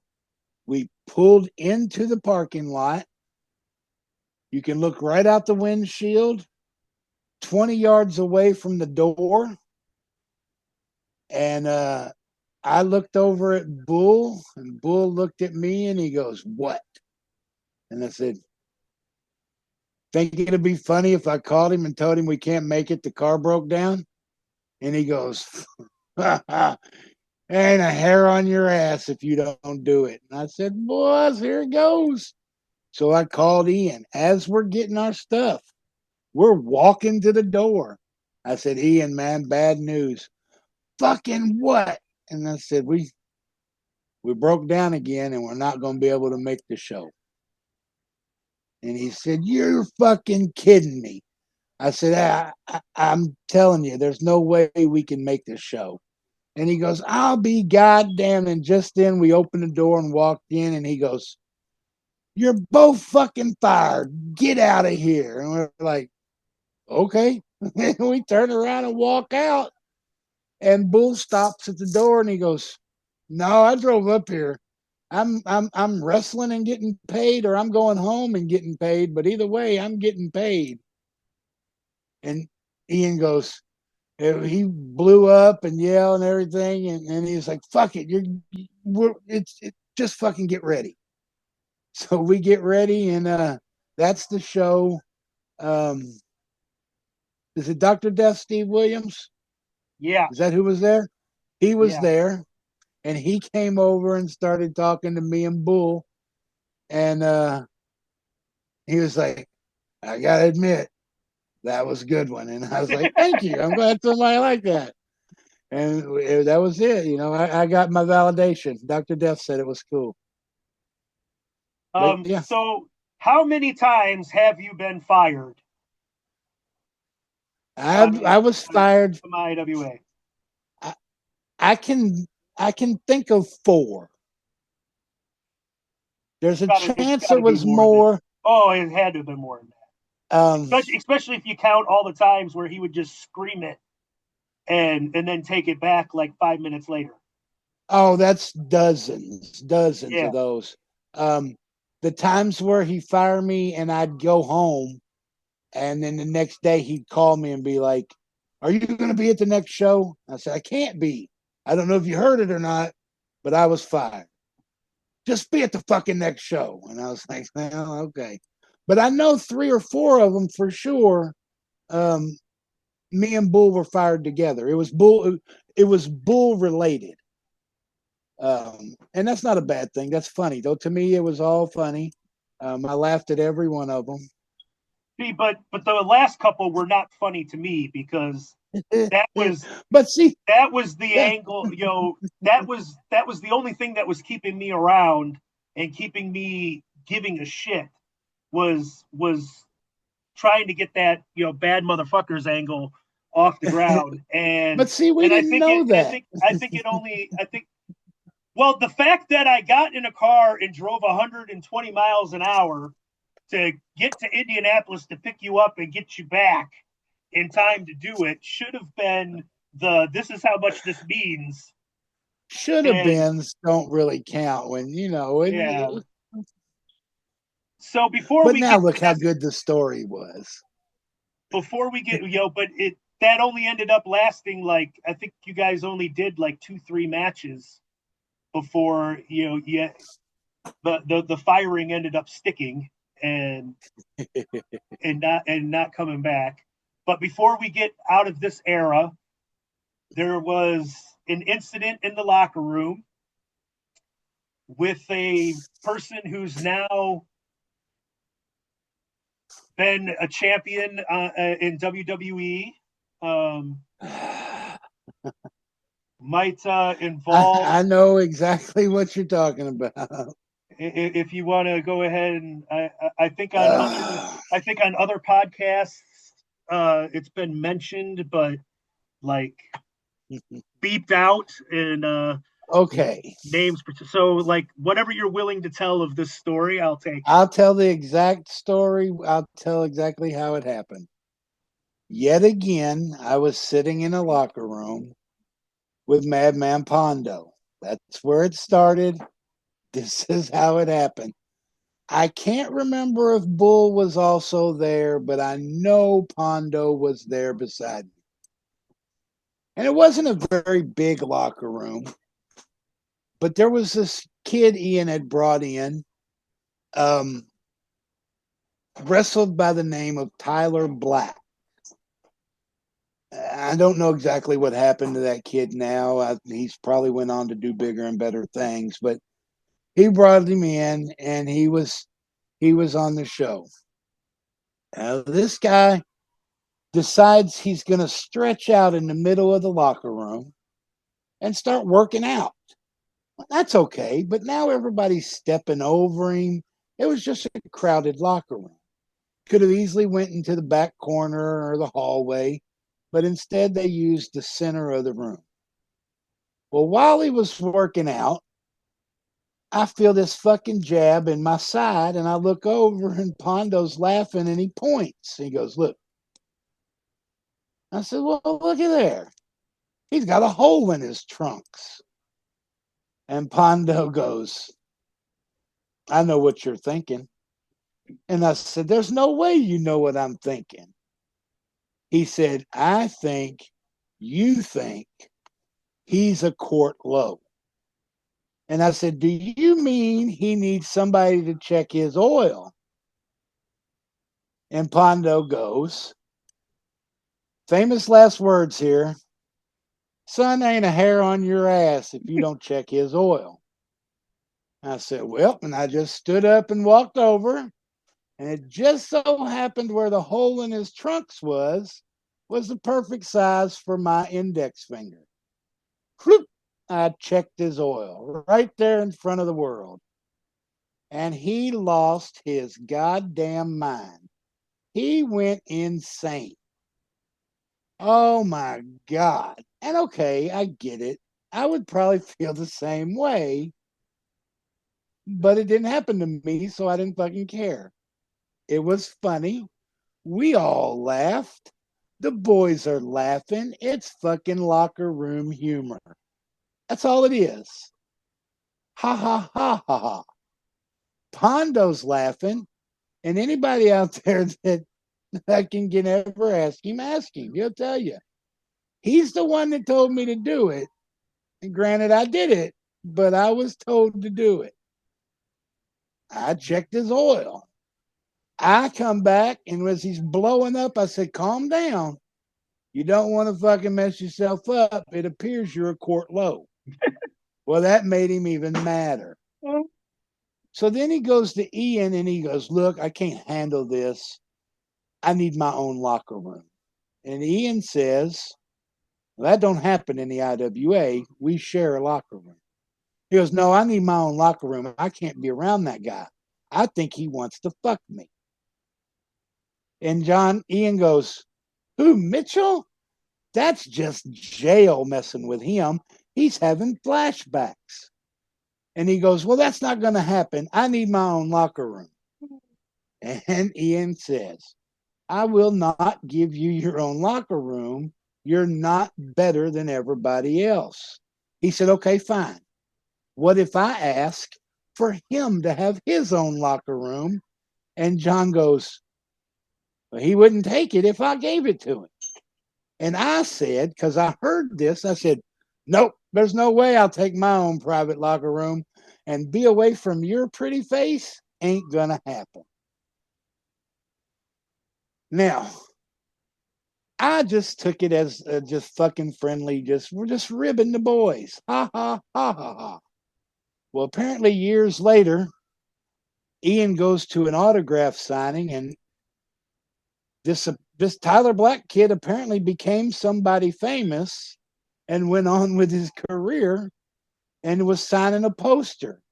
And on that poster was a picture of me. And he said, "Wait a minute. You still fucking deal with Mitch Page?" And he goes, "Oh, yeah, why? You want me to tell him you said hi?" oh, fuck him. I don't want nothing to do with him. So I don't think he likes me still to this day. And that was several years ago. But that's what happened.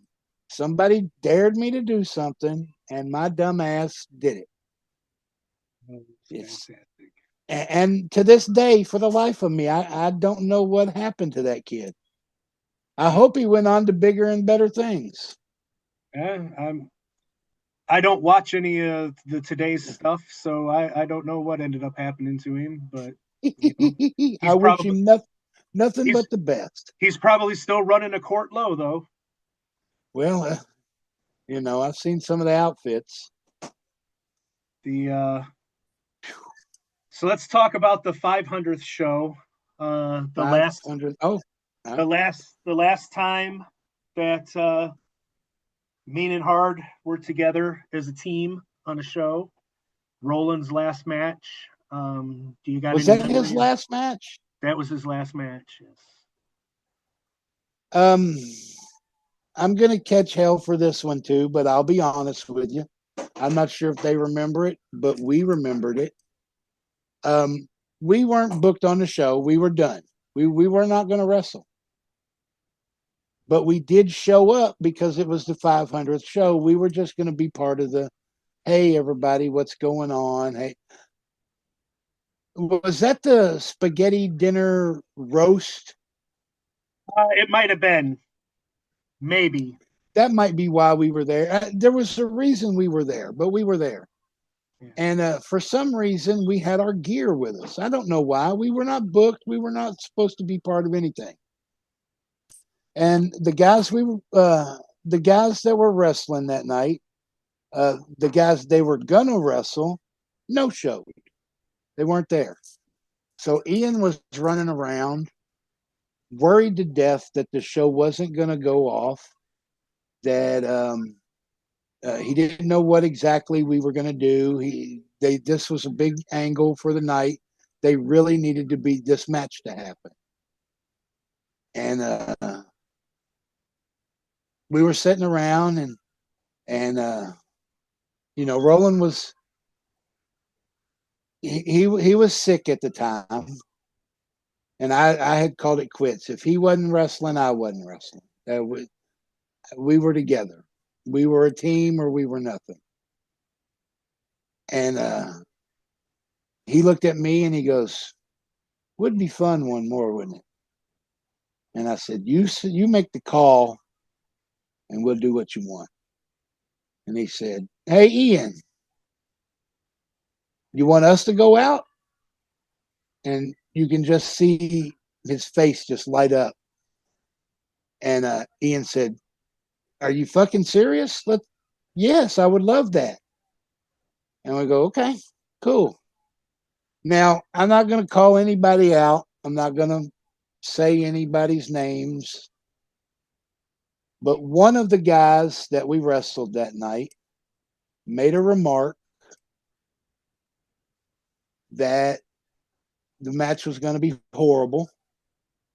They didn't want to do it because they didn't think me, because I was old and broke down and fat and all that other shit, and Roland was sick. So the match was going to be horrible. Well, I took offense to that. Not because of what they said of me, what they said about Roland. Roland took offense about what they said about me. So now me and him are trying to fucking figure out what we're going to do. So we went to Ian and said, "We'll do it, whatever you want." And he said, "Okay, but I need you guys to put them over." And I said, "I'll take their finish." And he goes, "No." And I said, "Yeah, I'm taking it. He's not taking the finish. I'll take it." He goes, "Okay, whatever you want to do." I was done. I didn't want Roland to go out on a loss. I took the pin. But boy, they had to earn it. And that had nothing to do with me.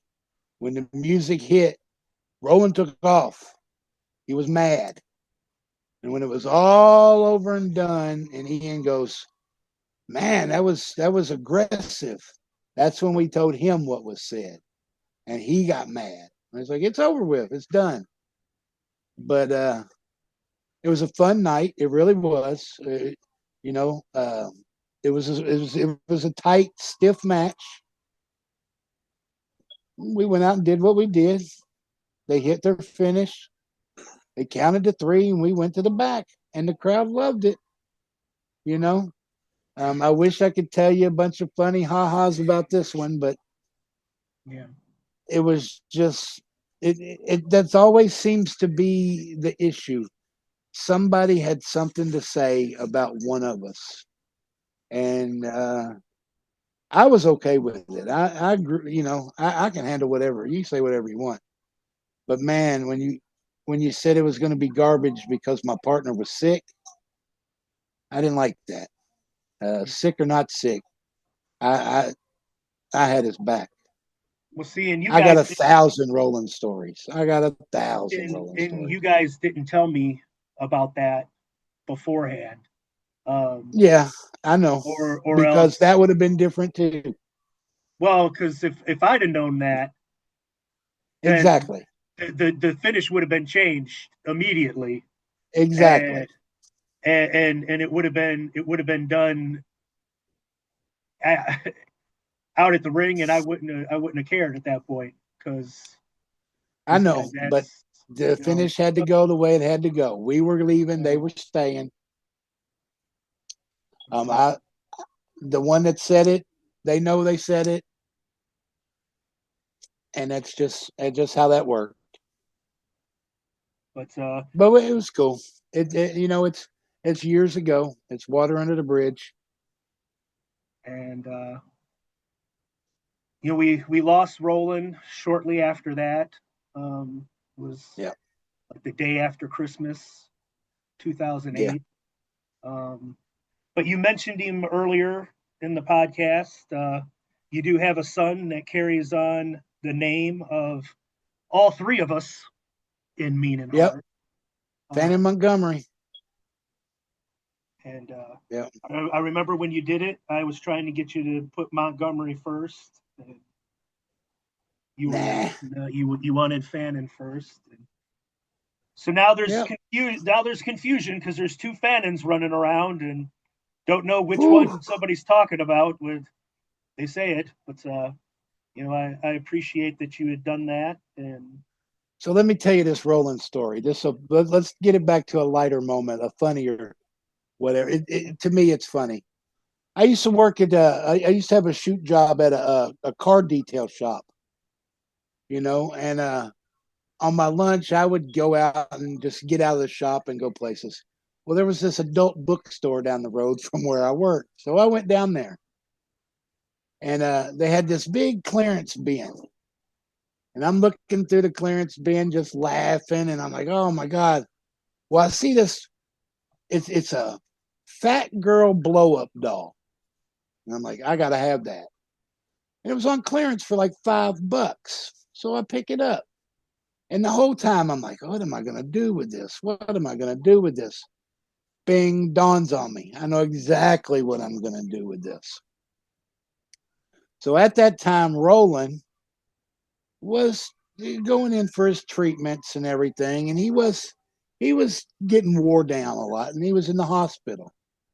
I said, I'm going to take this doll and drop it off at the hospital for Roland. So I blow this fucking doll up. I take it to the gas station and blow this fucking doll up at a gas station. And then I put on this fucking horrendous looking fucking skimpy outfit. And while I'm at the gas station, I put this fucking doll in the passenger seat of my car, buckle her in, and I drive all the way across the bridge into Louisville. And I go to the hospital where Roland's at. I get this doll out. Fucking, there's nowhere to park but the farthest fucking spot. So I get this doll out and I'm walking across the parking lot with a blow up doll. And I get there Walk through the hospital, and everybody is just looking at me, and they're like, "What the fuck is this guy doing?" Well, I'm going to take this doll into Roland's room, and then I'm just going to fucking act like I brought her and like it's a real person. I get halfway up there, and my phone rings. I answer, and it's Roland, and he goes, "Hey, man, I don't mean to be a buzzkill, but I'm just not feeling like company right now." And I was like, "Okay, okay." He goes, "So don't bother coming by. I'm took my medicine. I'm gonna go to bed." And I was like, "You know what, buddy? Just get you some rest." And he goes, "All right, man. I'm sorry." I was like, "It ain't nothing. I hadn't even left the house yet. We're good." He said, "Oh, you hadn't even left the house yet?" I said, "No, no, we're good." He goes, "Okay, well, I'm glad I caught you." So now I go turn around. I'm 20 feet from his room. I turn around. I walk all the way back through the hospital with this blow up doll, all the way across the parking lot, buckle her in the car, drive all the way home. I get home, and Sherry goes, "So what?" And I go, "No, he wasn't feeling it, and he didn't want any company. I didn't want to bother him."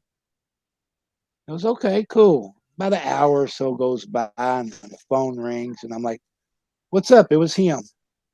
And he goes, "Make it home safe?"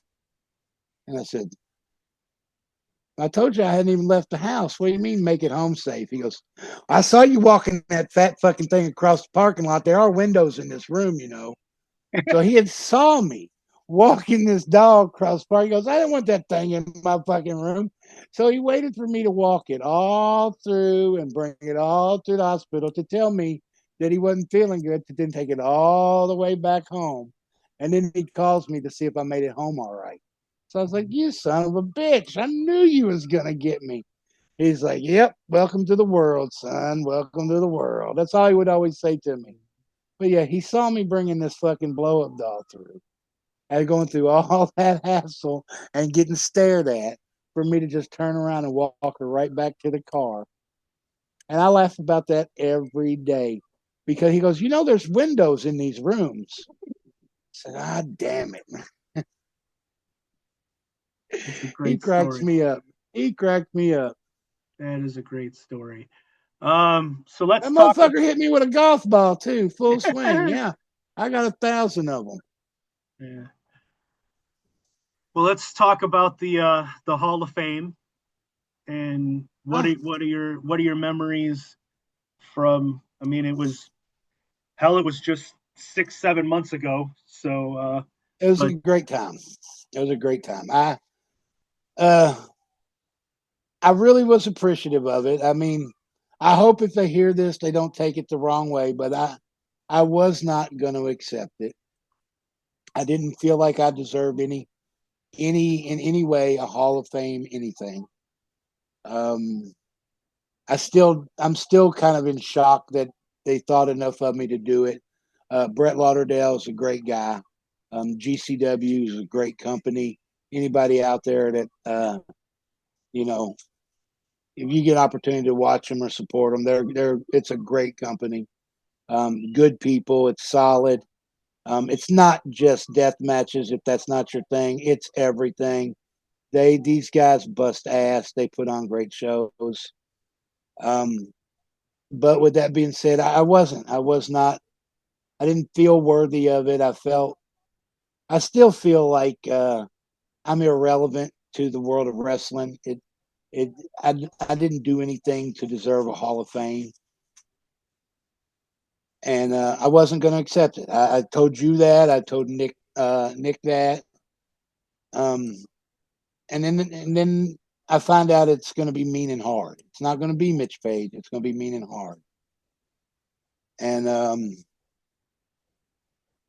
I couldn't say no to that. Um, Roland busted his ass for wrestling. He loved wrestling every minute of it. Um, he did everything. There was nothing he wouldn't go out and try to do. Always entertained. And if anybody deserved the Hall of Fame, it was him. And I knew that, don't take this the wrong way. This is not it's all because of me. No, not at all. I do not deserve it. It is because of him that we went in there. But I knew if I said no, then it wasn't going to happen for either one of us. So I thought about it, and I talked to my kids, and I talked to my wife, and they were like, "No, you deserve it. Go for it. Do it. It's going to be a great time. Make the most of it. Enjoy it. You've earned it." Going up there and being around the guys that night or that day, and you being there, it meant a lot to me, and it made me think about my partner and my friend more than anything. It reminded me how much I missed him. Still to this day, miss him every single day. I think about him constantly. I drive by the cemetery absolutely every day on my way to work. I don't stop in every day, but every day I give him a fucking honk on the horn, and I give him a wave and a shout. He is the reason that Mean and Hard is in the Hall of Fame. I'm proud of that. I was proud to accept it. I was excited to have you there as part of it. The plaque might not have your name on it, but you are Mean and Hard as much as we were. You're the third Freebird, baby. I was glad to be a part of it. And like I said, GCW Wrestling, Brett Lauderdale, I can't say thank you enough to those guys. They're amazing. They didn't have to do that. They didn't have to recognize anything, but they did. And I still have Nick sent me the little video that they played on the screen. Remember, with the song and the video. Nick sent me a copy of that, and I watched that. I probably watch that at least once a week and just smile because Roland had so much fun in the ring. That was where he wanted to be constantly, and he really earned it, and he deserved it. And I was proud for my friend that day. It would have been better if he'd have been with us, but he was with us in some way. And like I said, I can't say thank you to those guys enough. I'm proud of that. I'm proud of that Hall of Fame moment.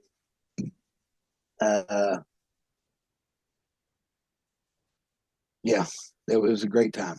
I was glad to share that with my friends, and I was glad to have you guys there. And yeah, that that was got a hell of a me. night.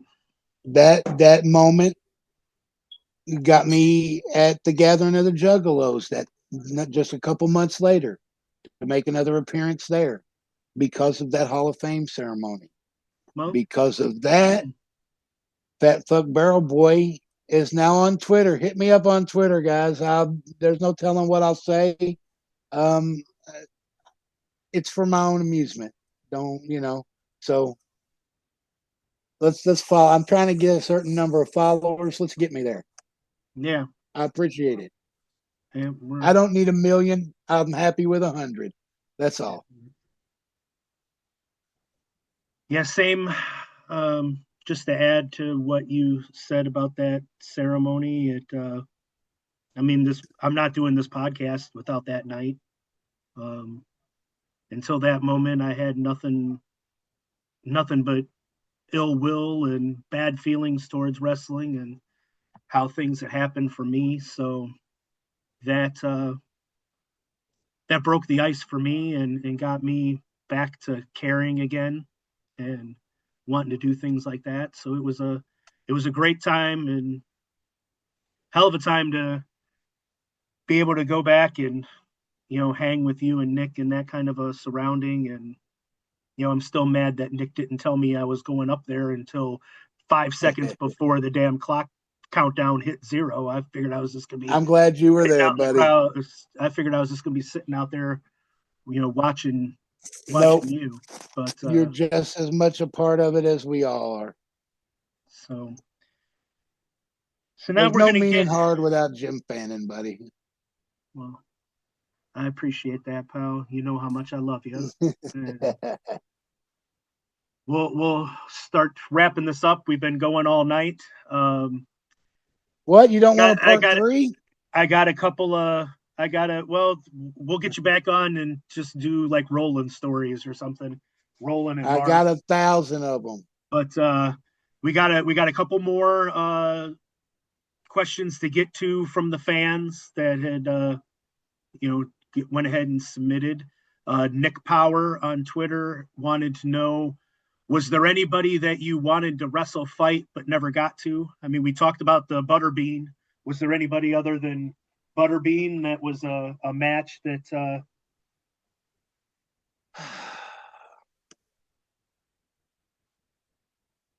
that I wanted to fight, or that I wanted to just, I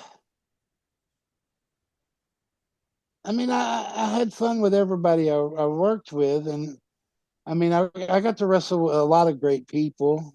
I don't have any like, oh, I wish I could have. I mean, the guys I wish I could have been in the ring with were guys I watched as a kid and was like, oh, wouldn't that have been great?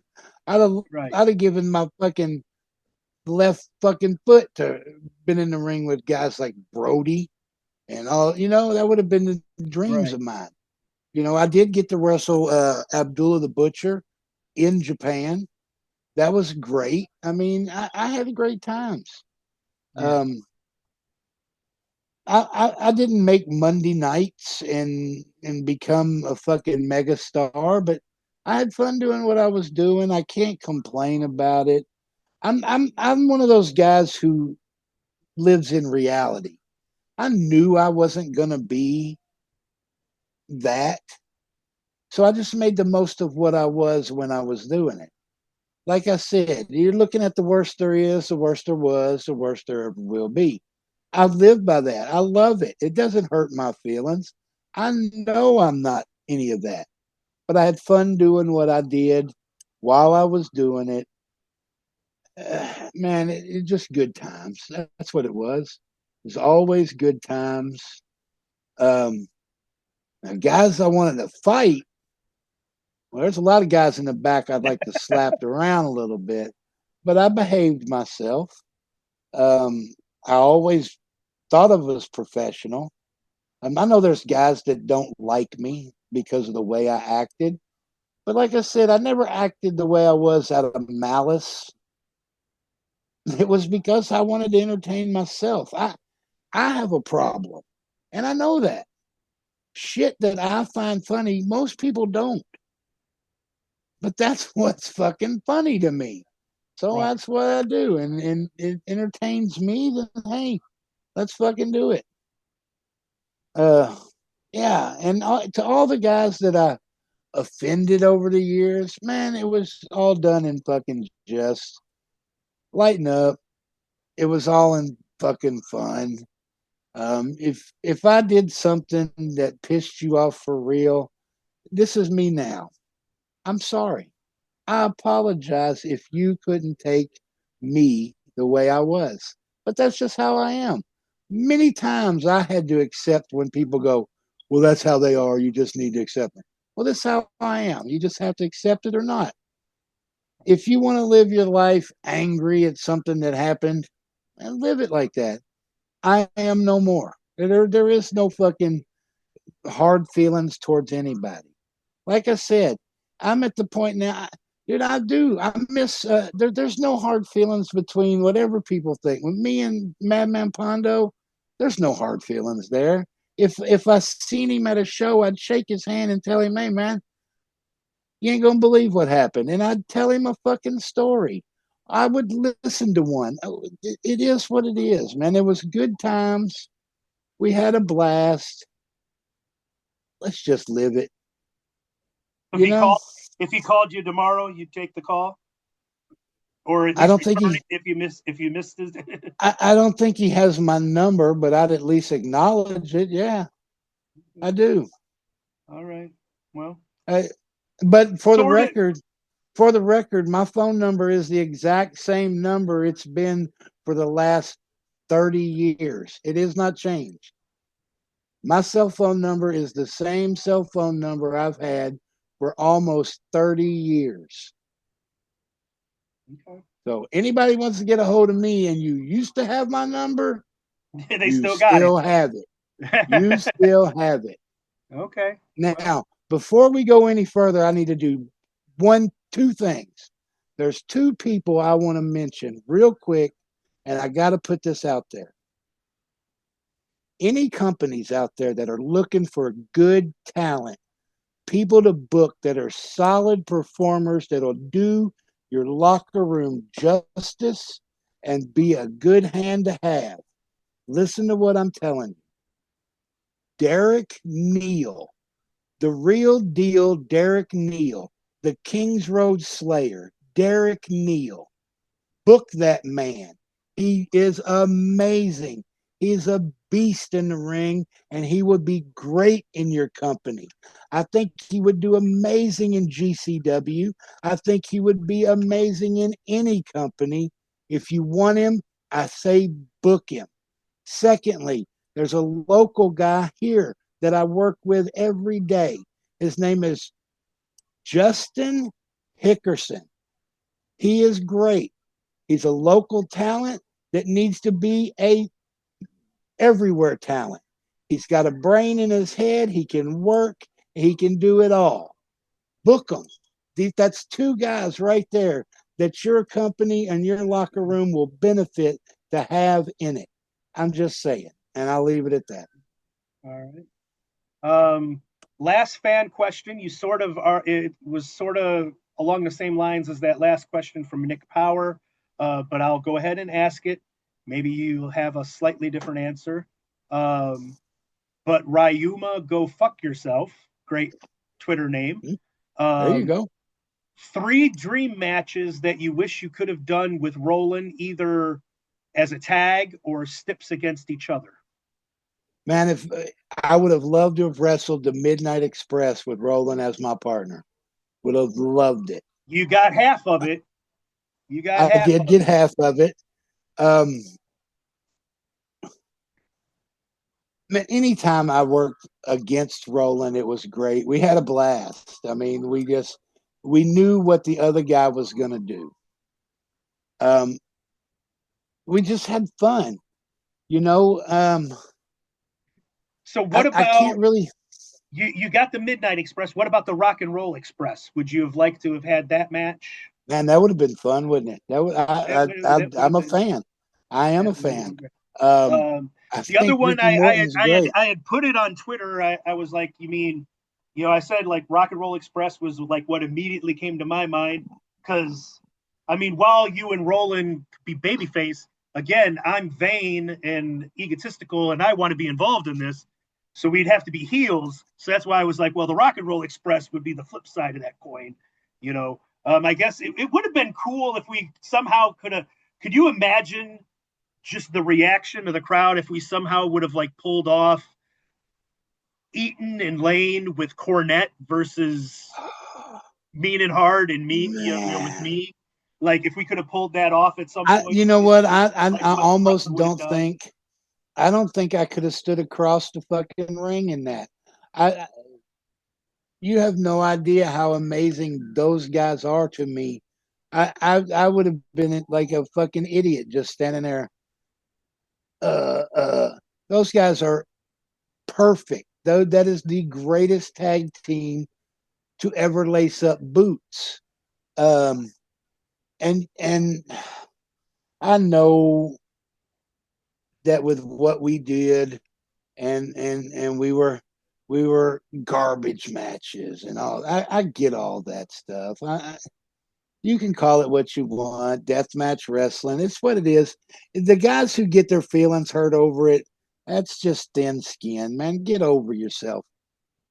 Jim Cornette was one of the greatest ever, and he managed the greatest tag team ever. I don't care what combination you give me. You can give me fucking Condrey and Eaton. You can give me Eaton and Lane. Whatever you want to do. They were the best ever. There is nothing better than them. That's Hall of Fame worthy. So that would have been the one. I'm sorry, Jim. When it comes to managers, you're number 2. Well, hey, I don't And put myself in that cat. You're number 2. I'm sorry. In my heart, you're number 1. I got you, and you're always there.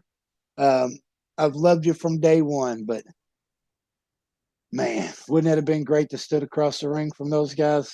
Oh, it would have. That would have been dream come that. true. I would have rather had that than any variation of the Horseman. Well, see, I was just about like the only thing that would have been better than that for me would have been Arn and Tully with Heenan or Arn and Tully with JJ. Now, look, if you wanted us to wrestle the Horseman, then you're going to have to give me Mongo and Paul Roma as probably the 2 greatest horsemen ever. Okay, that conversation's over. That conversation. What? You know good and well, Paul Roma and Steve McMichael was the greatest horseman ever. All right, so we're going to end this up with just some word association with names. I'm going to just name off a few of the guys, and you give me your quick reactions to it. We've talked about him several times on here, but Bull Payne was supposed to be episode 12. I don't know how much he wants me putting out there, but say we had it scheduled, we were getting ready to do it, and he had some medical issues and and was not able to do it yet. We're going to circle back to get to him. So speedy recovery is Bull.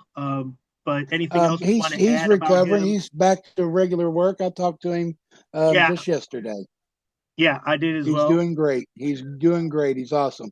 Bull Payne, I didn't expect it to happen, but he became one of my real good friends in the wrestling business. I never thought that would have happened, but I'm glad it did. Bull Payne taught me so much about wrestling that and there's no way to be around him and not learn something. I don't care what it is. I mean, if it's the proper way to lace a boot, you're going to learn something from Bull Payne just being around him. He's a great man. He's fucking, and if he says it, he's doing it. If he tells you he's going to do it, believe me, it's going to be done. He's not a bullshitter. He's a straight shooter. And he's not going to shit on you to shit on you. He's going to tell you, you're doing this the right way or the wrong way. Try something else. And I love him. I love him for it. Great man. He's the only one that I was ever terrified of. He scared the shit out of me. And, everybody could whoop my ass, but I wouldn't have backed down from anybody. I would have stood my ground. Intimidation factor. But Bull Payne scared the shit out of me. And he was the one person that I would not fuck with. In an intimidation factor, he's number 2 behind the fucking bear that I wrestled. I'm just telling you, he's a bad dude. Too Tough Tony. I love Tony. Tony's a great dude. I got 100 Tony stories. I talked to him not too long ago. I seen him. Matter of fact, I just seen him a couple months ago at a JCW show wrestle Matt Cardona. It was a great match. It was awesome. Tony and Cardona put on a hell of a show. I loved it. Tony's really came a long way, and I was glad to see him at the Hall of Fame finally get acknowledged. That was amazing. Suicide Kid. Yep. Oh, did you need me to say anything else? Oh well, if you don't have anything else, we can move along. Harry Palmer. I love Eric. I've been talking to Eric for fucking even today. I was talking to him about that I'm on the podcast. He's been messaging me, and I told him, I said, yeah, I've been doing a podcast with Jim right now and shit. He checks on me regularly. He'll message me out of nowhere and be like, hey man, I hadn't heard from you in a couple of days. Just want to make sure you're doing all right. Same thing with him. I'll send him a message. Hey bud, love you, man. I've been thinking about you. I hope you and the family are doing great. Talk to him all the time. He's awesome. Yeah, you got me back in touch with him, and so we've been talking, and it's been over sad situations with the passing of Mark Wolf and everything. Yeah. But Harry got me on at UPS when I needed a part-time job when I graduated from UK and moved to Louisville and needed a job. He immediately helped me out and got me on at UPS. So he's a great dude. He's a great dude. I've drank a lot of beers with him. Okay. Tracy Smothers. I love Tracy. He was a great guy. My absolute final, not counting the Gathering of the Juggalos show I did because I didn't wrestle. My final match was against Tracy Smothers. And it's a highlight for me. We loved it. I had a great time. He always entertained. He taught me a lot. He gave me some of the best compliments about myself that I ever got from somebody. Actually told me that I was 20 years too late. If I'd have been in the business 20 years earlier, I'd be a millionaire, was his exact words. I find it hard to believe, but hey, why would he lie, right? Right. He's a great dude. I've always thought that about myself too.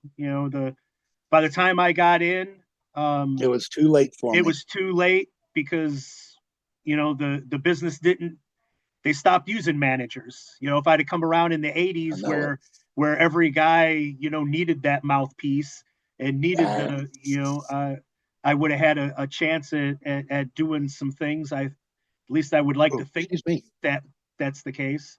Maybe that's what I should have been. I should have been a manager. I like to talk and run my mouth, if you guys couldn't tell. Yeah. So we're gonna end this. I'll let you talk about Ian.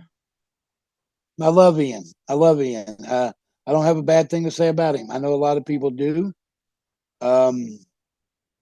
I don't agree with a lot of what people say. I cannot say anything bad about a man who saved my life. If it wasn't for him, I wouldn't be. I don't feel like he ever did me wrong. I know a lot of people feel differently of their own opinion, but in mine, he never did me wrong. I don't have anything bad to say. I love John Williams. Matter of fact, on my list of messages on here, his name is right under everybody else's. He messaged me just yesterday. So, I talk to him regularly. He's doing okay. He checks on me constantly. I'll check on him. I have nothing bad to say. I messaged him when I found out about Mark. I felt bad. His best friend passed away. I was going to be there as best I could. Yeah, I love him. Love him to death.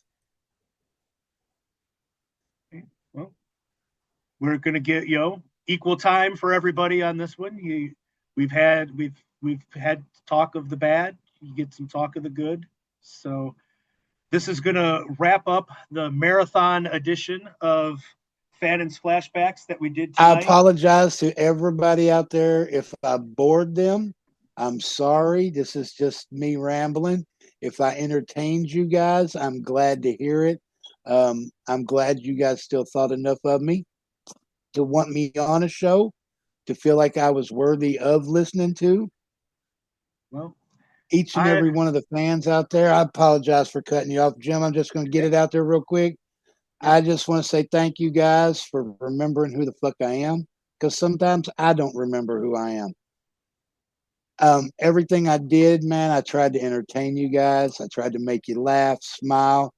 Even when you hated me, I enjoyed every minute of it. If you guys didn't get enough of me and want to hear more stupid shit, just get a hold of Jim on Fannin's Flashbacks. I'd love to do it again. It's up to you guys. If you've had enough of my bullshit, just say so and I'll fade off into the back. I'll look like Homer Simpson melting into the bushes. It's all good. Just know I'm here for you guys. Loved you guys.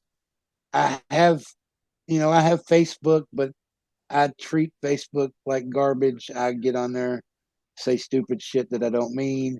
There is absolutely nothing I put on there that is true. I lie about absolutely everything I say on there. Twitter is about 50-50, but feel free to follow me. I love to have followers. I actually got a few today. I need to go down my list. You follow me, I'll follow you right back. Man, I want to get to like I said, I don't need 1,000,000. I just want 100. Get me to 100 followers, and man, you'll see me acting stupid on there and just being silly. I love you guys, man. See me out in town, dap me up, high five. Let's do this. Keep supporting this show too, man. I had a blast on it, and I've enjoyed listening to every one of them. Haven't missed a show yet, and I know tomorrow morning, we're recording right now, it's a Thursday. I know tomorrow morning there will be a new one. I'm looking forward to it. I can't wait. Um, I, dude, I've loved every one of them.